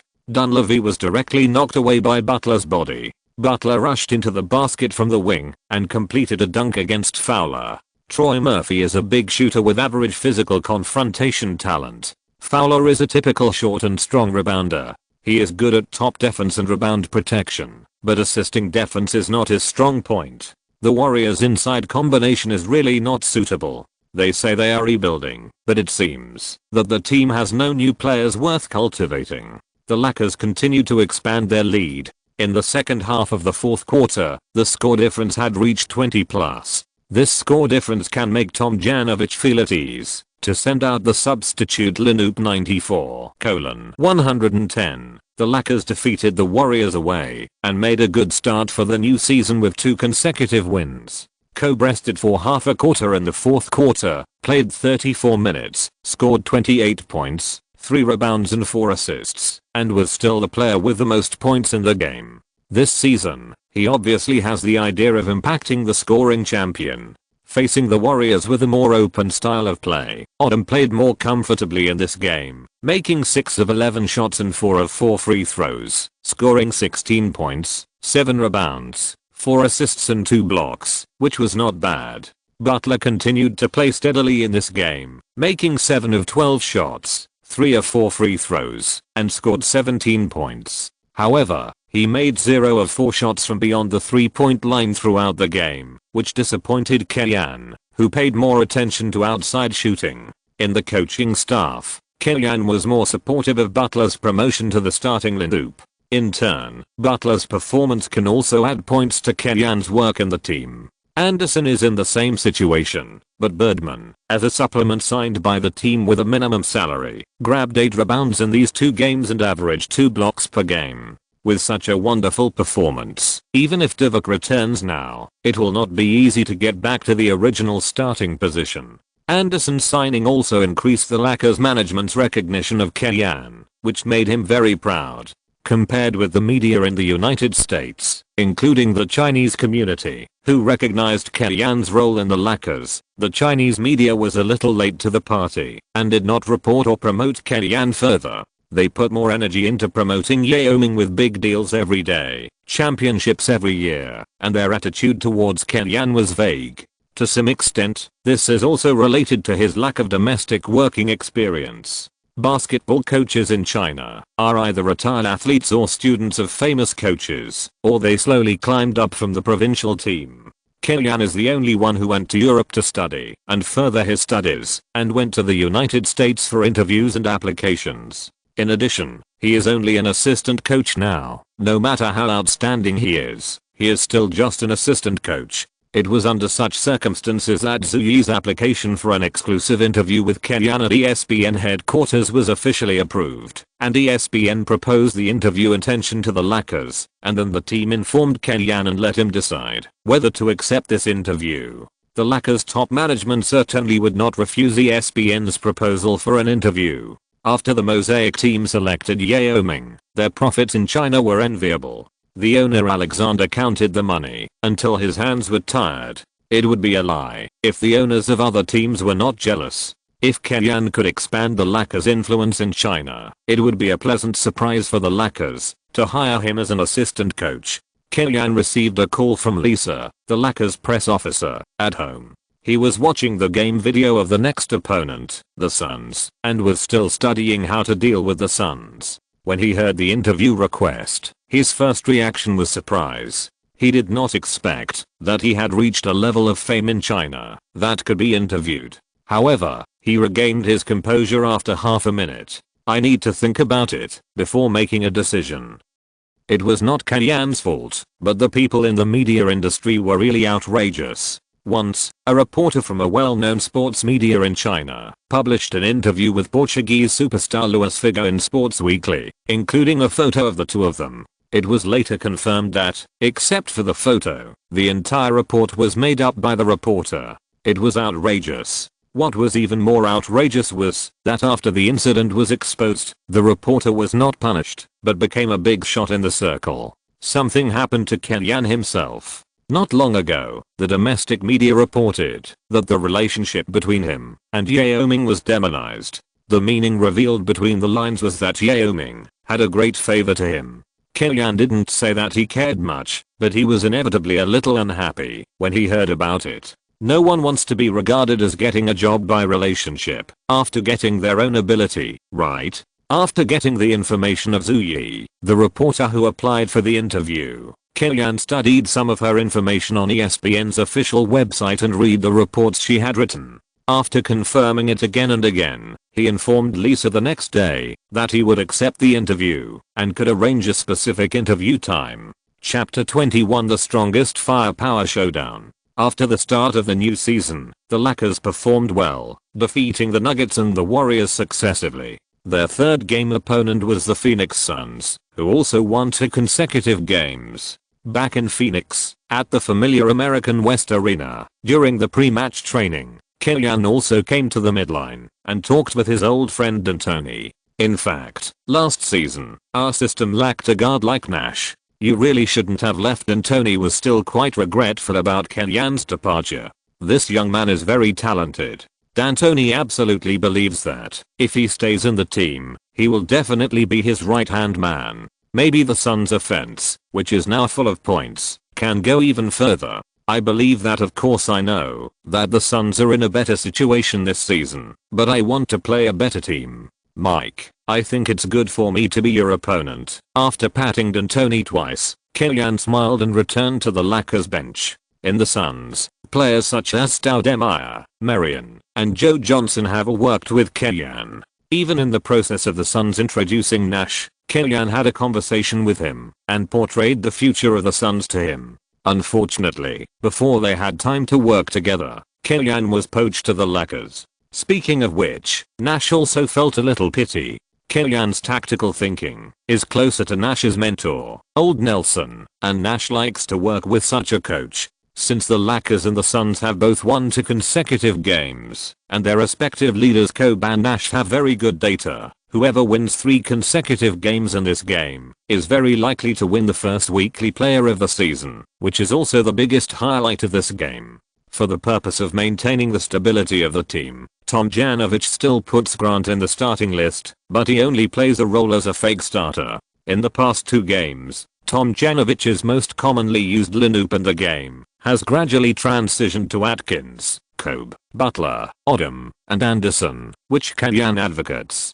Kalyan has initially reversed Tomljanovic's thinking. Tomljanovic was basically waiting for a suitable opportunity to promote Butler to the starting lineup of the goalkeeper. Anderson and Stoudemire stood on both sides of the referee. Although the game had not yet started, the tense atmosphere was already on the verge of breaking out. 2 pairs of burning eyes stared closely at the basketball in the referee's hand. Under the jerseys were tense muscles. As soon as the whistle sounded, the 2 would rush out like cheaters. As the orange basketball gradually rose, Anderson and Stoudemire jumped up. Both of them had the best bounce in the league and were the winners in most jump ball competitions. Stoudemire got the basketball first. After Joe Johnson got the basketball, he quickly passed it to Nash. He immediately went straight to the Lakers half court. At this time, the Lakers players had not reacted yet. Even Kobe was inferior and watched Joe Johnson pick up the ball and score. At the switch of offense and defense, Atkins quickly brought the ball across the half court and then handed the ball to Kobe. The Suns defender was Marion. The Suns defensive strategy is very special. Usually, Marion is used to counter the opponent's outside sharp knife. The strong Quentin Richardson will fill in to defend the opponent's power forward. If he can't defend, he will find a way to fight back on the offensive end. Once he can defend the opponent's offense, Marion, as the pioneer of the counterattack, can better exert his impact. Kobe held the ball on the outside, and Marion let him go. On the surface, he was defending against breakthroughs but not shots. But if you really want to shoot from the outside, Marion's long arms and speed can really block you. In the 2003 All-Star Game, Jordan's fatal shot, Marion's defense reached the limit, but the muscle memory formed by the gang leader over the years helped him shoot the ball without seeing the basket at all. Kobe leaned against Marion with his back, turned around and passed Marion, and then forcibly suppressed the opponent to the baseline and passed the ball to Odom, who was around the wing.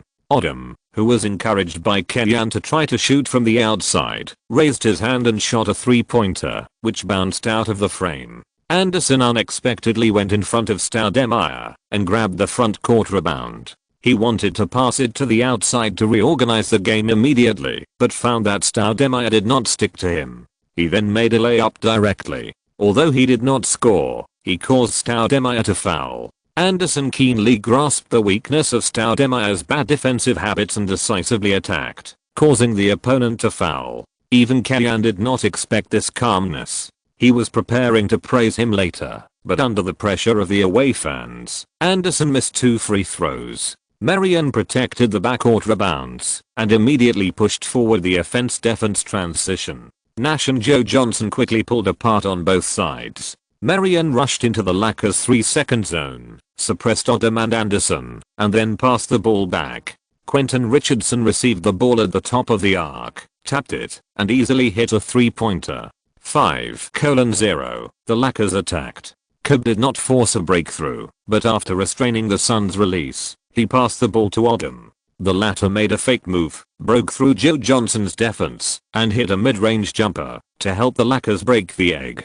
5:2. The Suns attacked. Nash broke into the penalty area with the help of Stoudemire's pick and roll and strolled around the Lakers basket like a garden. One person held the ball and 9 people were nervous. Suddenly, a ghostly pass was sent to Joe John at the bottom line. The latter's 3-pointer missed. Stoudemire forcibly grabbed the rebound, leaned on Anderson, and jumped up to complete a dunk. The Lakers were attacking. Kobe received the ball from the corner and faced Marion with his back to the basket.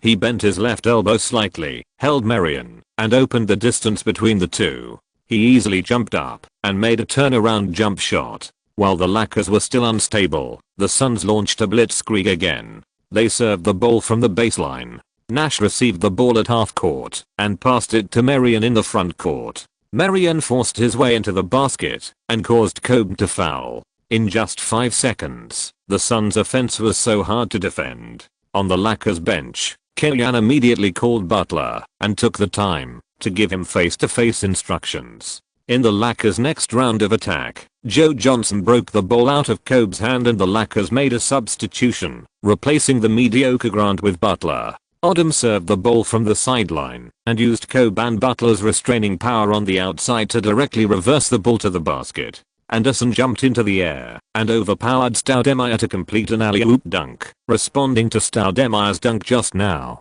The Suns' blitzkrieg made the Lakers feel very uncomfortable, and the Lakers also seized the opportunity to return the favor. This was not over yet.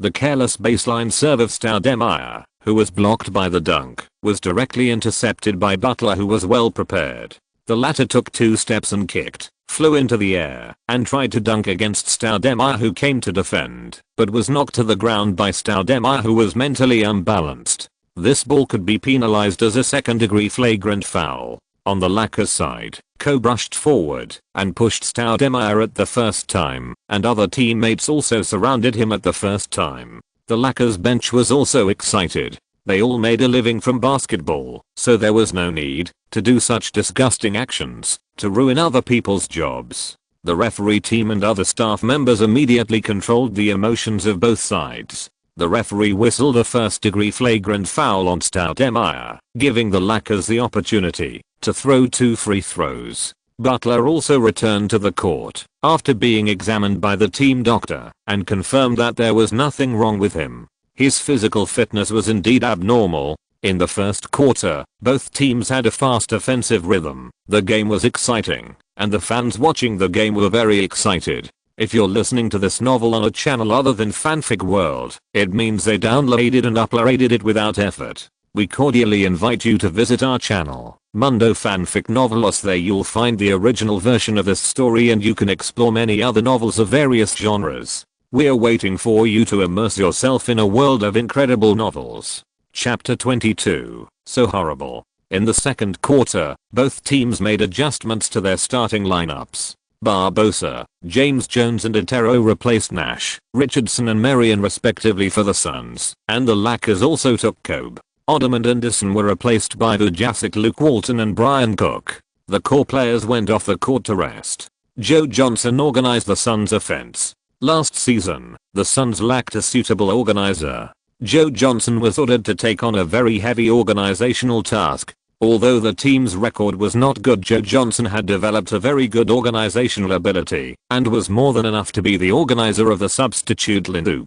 Facing the Lakers substitute lineup, Joe Johnson frequently scored, whether it was personal offense or assisting teammates. Among the Suns substitutes, there was also a singles king type Otero. His style of play was somewhat similar to that of Nick Young later. He had no pass button and just took the ball. His strong impact made the Lakers' relatively weak interior defense miserable. Fortunately, although the Lakers substitutes were in a tight situation on the field, the score was not pulled away by the Suns. Cook and Vujasic found good opportunities to hit 3-pointers outside the 3-point line by going around the screen, and Butler took down Otero in the low post. With more efficient scoring and a little bit of luck, the Lakers managed to maintain a 6-point difference before the main lineup returned. The fact that the Lakers substitutes scored so many points also shows that the Suns are now more focused on offense than defense. To be honest, this is somewhat different from Killian's original idea for the Suns.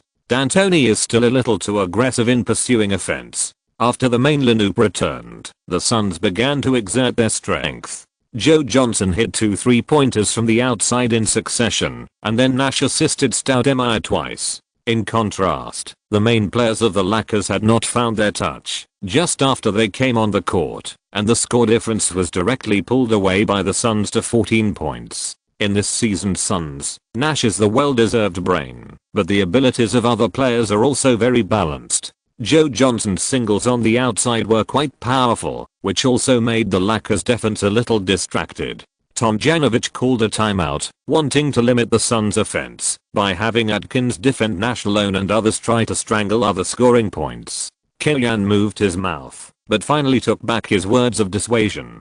Nash is better at organizing offense, but if you really let him play singles, his shooting is also scary. but as an assistant coach, everyone can raise questions. The key is to solve them. With the Lakers' current defensive resources, it is indeed difficult to do this. Back on the court, the Lakers attacked. Kobe got rid of Marion's defensive corner by running without the ball, and he did not stubbornly choose to shoot when he received the ball in the corner. Instead, he attracted the defense and passed the ball to Odom, who came down after the pick and roll. The latter made a layup and scored to stop the bleeding for the team. The Suns were on offense. Nash and Stoudemire were playing pick and roll. Atkins was actively going around the screen, but still couldn't keep up with Nash. Anderson's brain suddenly crashed. He didn't retreat to protect the rim and watched Nash lay up and score. Kobe was very dissatisfied with the team's easy loss of points, and the little flying man even shook his hands. This action exuded a very bad mood.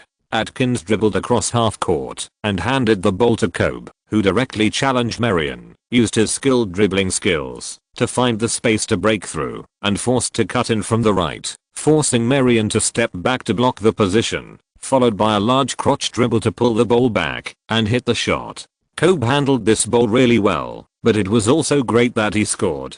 The Suns tried to launch a fast break at the first time again, but Atkins, who had a single-threaded mindset, stared at Nash and blocked Nash's advance, forcing the Suns to fight a positional battle. Nash handed the ball to Stoudemire, who turned around with the ball and faced Anderson and forced the ball into the basket. The little bully's face-to-face attack can almost compete for the first person in history at the power forward position. Anderson tried his best to carry it, and from time to time he could dunk to back on the offensive end, which was already good.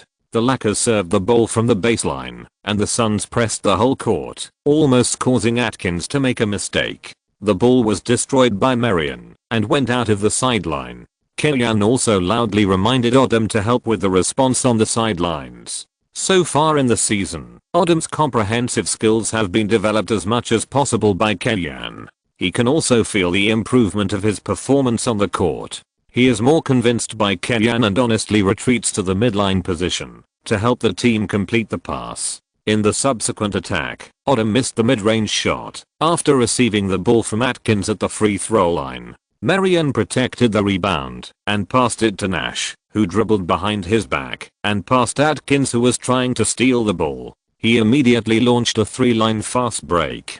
Kobe's defense was distracted and watched Joe Johnson score a layup. In the offensive battle, the Lakers maintained a good efficiency, but they really couldn't defend against the Suns' offense, allowing the Suns to shoot 64% of the shots, and ended the first half with a score of 72-55. This kind of offense also made Kellyan's Daozang strongman so terrifying during the halftime break. The atmosphere in the locker room was not very good. As a leader, Kobe's personality is really not very good.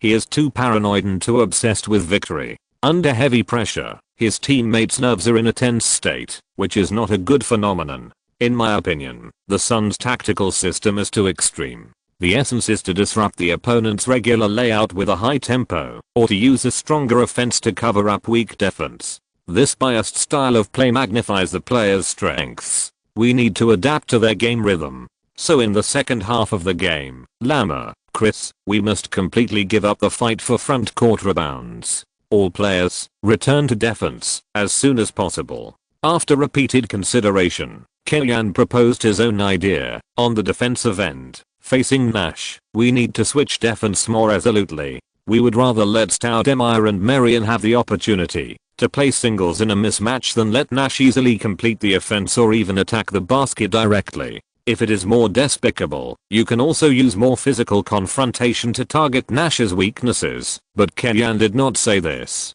As a basketball coach, he doesn't like to do this kind of thing. Trailing by 17 points at halftime, the momentum of the game was in the hands of the opponent.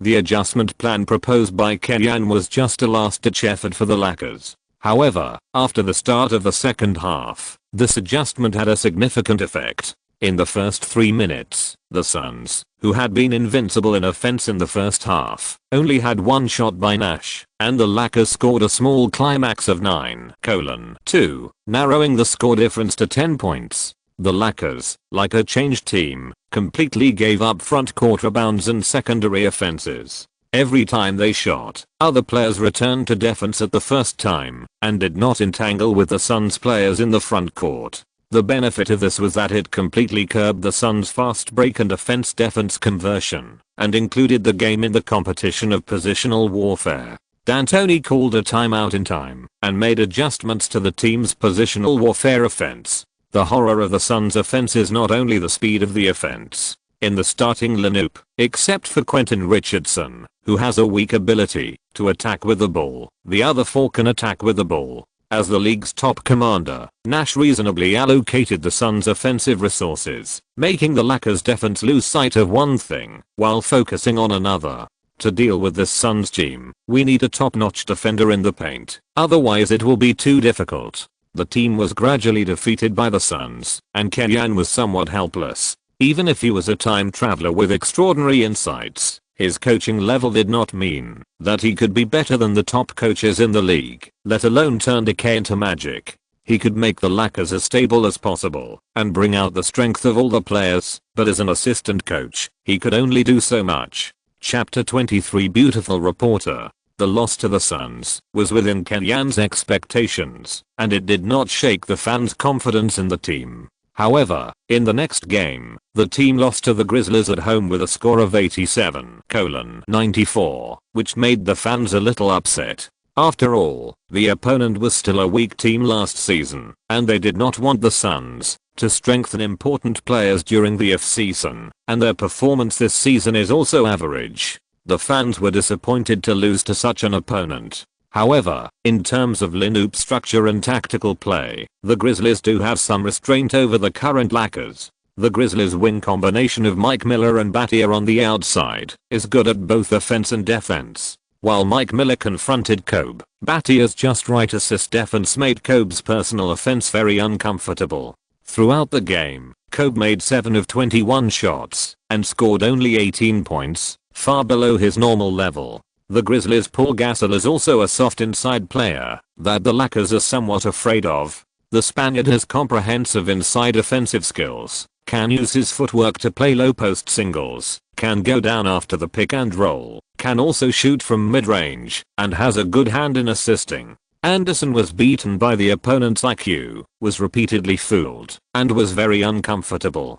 Throughout the game, Gasol scored a large double-double of 28 points and 12 rebounds, which amazed the entire Staples Center. In terms of configuration, we are really a little afraid of Gasol's technical inside players. At the post-match summary meeting, Kenyan also expressed his views to Tom Genovic. The current Lakers lineup is afraid of the Grizzlies, which have enough defensive strength on the outside to limit Kobe, and can blow up Anderson and Odom on the inside. The Grizzlies happen to have these two elements. In Kenyan's opinion, in the current league, the Indiana Pacers can also be regarded as a team with pure compatibility restraint. On the contrary, the top defensive teams such as the Spurs and the Pistons may be stronger, but they cannot restrain the Lakers so much. After 2 consecutive losses, the Lakers fell to 9th in the Western Conference, 2-2-2, just behind the Grizzlies. The other team that defeated the Lakers, the Suns, is now ranked first in the league with a record of 5 consecutive wins.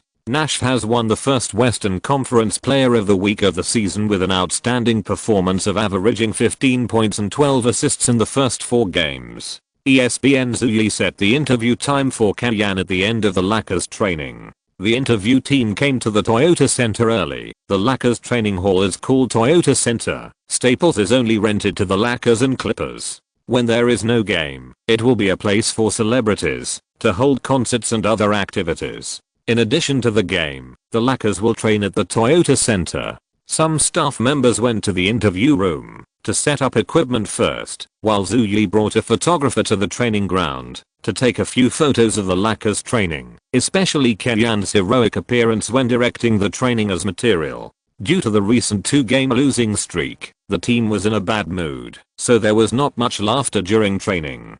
Kenyan and Hamblin kept stopping the training and pointed out some problems of the players in the training, which also made players with limited brain capacity such as Odom and Anderson feel overwhelmed. In the crowd, a woman who was more than 1.7 meters tall could be seen standing not far away, wearing black high heels. A white chiffon dress outlined her slender figure. Although her face could not be seen clearly, it was more seductive in the looming. With such a figure, she could be a model. Nice body, Anderson muttered, and continued to go down after the pick and roll. Although Kobe on the Lakers side was not keen on gaining space through pick and roll, for a blue-collar worker like Anderson who had rough hands on the offensive end, this was an offensive method that was more suitable for his technical characteristics. With more practice, there would always be opportunities to use it on the court. Kellyanne did not walk over immediately, but gestured to the other party, meaning that he would have time after the training was over. Zuyi also gestured okay and the training continued. With reporters present and a photography team taking pictures, the Lakers players trained even harder. When they were divided into groups at the end, the intensity was 80% of that of a formal game. If the daily training maintained this rhythm, it would probably take less than half a season for the Lakers to sign players from the development league to play in the game. After the training, Zuyi also returned to the interview room. After waiting for about 20 minutes, he saw Kellyanne coming over and took the initiative to greet him. He shook hands politely and said, "Hello, Mr. Kellyanne. I'm Zuyi Roxon, a reporter for ESPN China. I want to do an interview with you." "Hello, Ms. Zuyi, just call me Kellyanne." Kellyanne shook hands with him and said, "I have read several of your reports. Many of your arguments are really bold. As a media person, one of the characteristics of Zuyi's articles is seeking truth from facts, which is specifically reflected in the analysis of the game. Whoever helps the team win is the credit, and whoever makes the mistake that causes the team to lose the game is the responsibility." He will not polish the sentences just because someone has more fans, or even use the spring and autumn style of writing. He also does not have the bad habit of playing mud like some media, saying winning is everyone's credit, and as a team, everyone is responsible for the loss. Kellyanne likes such a reporter who seeks truth from facts. "I believe you also decided to accept my interview after reading my report, right?" Zuyi smiled, somewhat proud that someone appreciated her writing style. "You know, in China, many people have criticized her for being too sharp, not paying attention to the measure. With ESPN's influence in the American media industry, I'm afraid I have to be willing." Kellyanne paused and observed Zuyi's reaction. "But your work made me decide to take a more realistic step to accept this interview. It's an honor." After a few brief greetings, the staff here almost debugged the equipment, and then Zuyi began the interview. "According to the information we have investigated, you should be the first Chinese coach in the NBA. Can you tell me about your process of entering the NBA?" This answer is that ESPN must clarify Kellyanne herself. Nowadays, the rumor circulating in China is that Kellyanne is a member of Yao's team. If ESPN can set the record straight, it will greatly enhance the credibility of the brand. "I studied basketball coaching at the Cologne Sports Academy in Germany. After graduation, I took the coaching certificate in Germany. In 2002, I went to the United States and joined the Houston Rockets after an interview, becoming a member of Tom Janovich's coaching team. The experience of joining the NBA is just like everyone else's job search. That is, an interview," Kellyanne said seriously. "It is a rare opportunity, and Kellyanne himself wants to clarify. So before you became the head coach of the Rockets, you didn't know Yao Ming?" Zuyi continued to confirm. "I know him, but he doesn't know me." Kellyanne's humorous response also made Zuyi smile. Compared with the insiders she met in China, Kellyanne's interview state was very relaxed.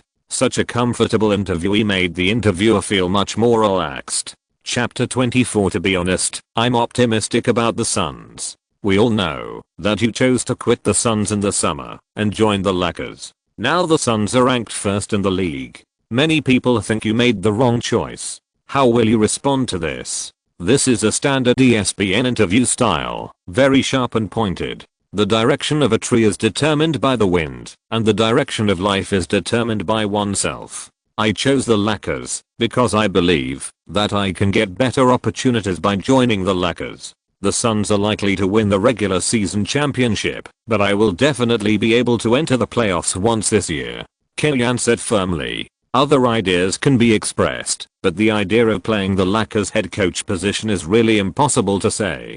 Kellyanne's words are shocking, and he directly predicted that the Suns, who ranked last in the league last season, are likely to win the regular season championship. This news is enough to cause an uproar. Although the Suns have started with 5 consecutive wins, at this stage, most media people use words such as dark horse and upset to describe them. It seems too early for Kellyanne to directly say that they are the favorite team for the regular season championship. As a professional sports reporter, Zhu Yi was keenly aware that when Kellyanne talked about the Suns, his tone was more firm and without any doubt. On the contrary, when talking about the Lakers, his certainty was more like cheering himself up, not full of confidence. Insider may know more, Zhu Yi guessed. As a coach, he must see more from his perspective than media reporters and fans. After a short exchange, Zhu Yi also realized that Kellyanne was the kind of person who counts defeat before victory. Of course, this did not prevent Zhu Yi from appreciating Kellyanne. The interview lasted until the evening. With Kellyanne's cooperation, Zhu Yi estimated that the material he got was enough to write a report of more than 10,000 words. Okay, thank you for your cooperation, Kimmy. You are really the most talkative person in the circle I have interviewed. After checking the material, Zhu Yi also left such a good guy card for Kellyanne. It's okay. I thank you very much. I hope this interview can help clarify some things for me. Kellyanne looked at his watch. It's getting late. How about we have dinner together? Before, whether in Houston or Phoenix, Kellyanne rented a house directly from a Chinese landlord and had a lot of exchanges on a daily basis. After coming to Los Angeles, he passively entered a life of living alone. Over time, he was still a little lonely. It was a rare opportunity to catch a Chinese person, so Kellyanne also took the opportunity to invite him. Zhu Yi is also a media person with his own column. If the relationship is good, he can also do a better job of publicity. Oh. Zhu Yi hesitated a little. It was convenient in terms of time, and he didn't mind having more contact with Kellyanne. He was just subconsciously reserved. From your accent, you should have worked in the United States. You should know that it is quite lonely to work alone in the United States, Kellyanne shrugged. Appropriate weakness can stimulate women's instinctive maternal and protective desires. Kellyanne's judgment was very accurate. Zhu Yi did have a 1-year training experience at ESPN's headquarters in the United States. However, as a media giant, ESPN was also built by employees who spent a lot of time and effort. During the year that Zhu Yi studied in the United States, he worked more than 14 hours a day on average. In addition to the commute on the road, he fell asleep as soon as he got home every day. Apart from work, he rarely talked to people. Although he did not empathize with Kellyanne's experience, Zhu Yi finally accepted Kellyanne's invitation to have dinner together. There is a Chinese restaurant near the Toyota Center. It is a modified version of Chinese food with a Western structure. The taste is not too authentic, but when two Chinese people meet overseas, they would rather eat some food from their hometown than eat steak, pasta, macaroni, and sandwiches. Although it is not formal, this restaurant still follows the mid to high-end route. The environment is very elegant, equipped with many exquisite private rooms, and the atmosphere is excellent. It is called a modified Chinese restaurant with a Western structure because it is not convenient to order dishes in this restaurant. Instead, it is directly included in the set meal according to the structure of Western food. Zhu Yi came for the first time, so she didn't have to worry about anything, as Kellyanne had arranged everything for her. There were 2 cold dishes on the table, pickled radish and peanuts, and the appetizers were scallops and smaller balloon. Fresh seafood, with light sauce, is delicious and refreshing. Delicious. Zhu Yi praised, closed her eyes and chewed slowly, enjoying the touch of the wonderful taste in her mouth, and shook her head at the end. She lacked the capable temperament of the ESPN white-collar beauty, and had a more girlish demeanor that was more in line with her age. You put a lot of thought into choosing the restaurant. American Chinese food is like this. It's very special to eat it once in a while, but you feel like throwing up if you eat it for 2 days in a row. Compared to Zhu Yi's good appetite, Kellyanne's interest in eating was average. He was more interested in watching him eat and chatting from time to time. Hey, seriously, let's talk privately. Which team do you think is good this year? Zhu Yi lowered his head and looked at Kellyanne, trying to find out his true thoughts. Regular season? The Suns. Kellyanne frowned. What I said in the interview just now was the truth. Are you really that optimistic about the Suns? Can you tell me why? Zhu Yi also believed that the Suns could enter the top 4 or even top 3 in the West, but she was more optimistic about the Spurs. But I don't really want to discuss basketball with girls during break time. Kellyanne shook his head. Unless you tell me something I want to know. 33, 23, 33. Zhu Yi directly reported her measurements as a secret in exchange. God knows, Kellyanne didn't want to know this. Tell me, I've shared everything. Zhu Yi said coquettishly. The Suns starting 5, except for Quentin Richardson, can hold the ball and attack by themselves. At the same time, everyone forms an extremely efficient all-around Nash, which puts a very strong pressure on the opponent. You have to concentrate on the court to keep up with their rhythm, which is a torture for the defender. No team can be in step and uniform in every attack and defense transition. This is the conclusion Kellyanne came to after the game with the Suns. Zhu Yi was still a little confused. After all, the Suns' game sample was still very small, and they had only played 5 games so far. However, Kellyanne's analysis made her determined to release the remarks in today's interview about Kellyanne is optimistic about the Suns. The other party made a prediction and made sense, so his interview should be respected. The most popular Buddha jumps over the wall in the set meal was presented first. It tastes delicious and can beautify the skin and supplement collagen. It is the best food for women.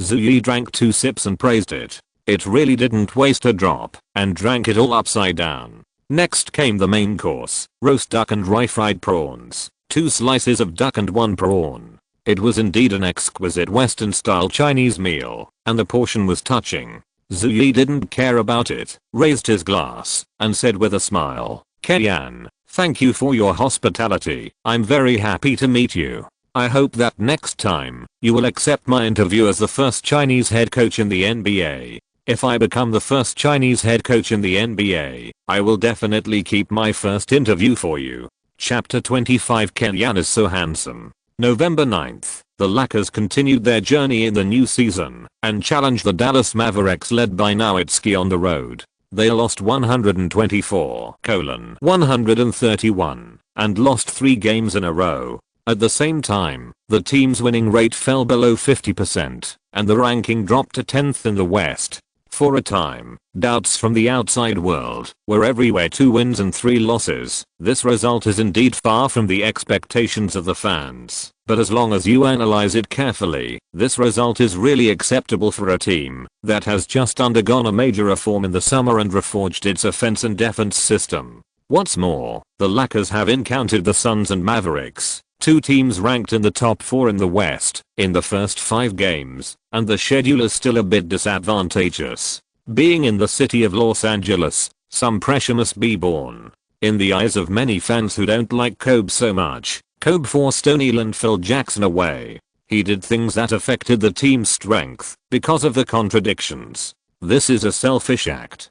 Tomjanovich failed to control the team better than Phil Jackson, and the so-called Chinese genius assistant coach was nothing but hype. Many newspapers and media were frantically belittling the Lakers, which was exactly the same as the hype a week ago. This is a big city. This is Los Angeles. If you perform well, they can praise you to the sky, and if you perform poorly, they can also trample you to the ground. Fortunately, before the Lakers felt the pressure from the outside world, the most representative violent incident in NBA history broke out in the East, the Palace of Auburn Hills incident. With only 45.9 seconds left in the Pacers game against the Pistons, the Pistons were 15 points behind the Pacers.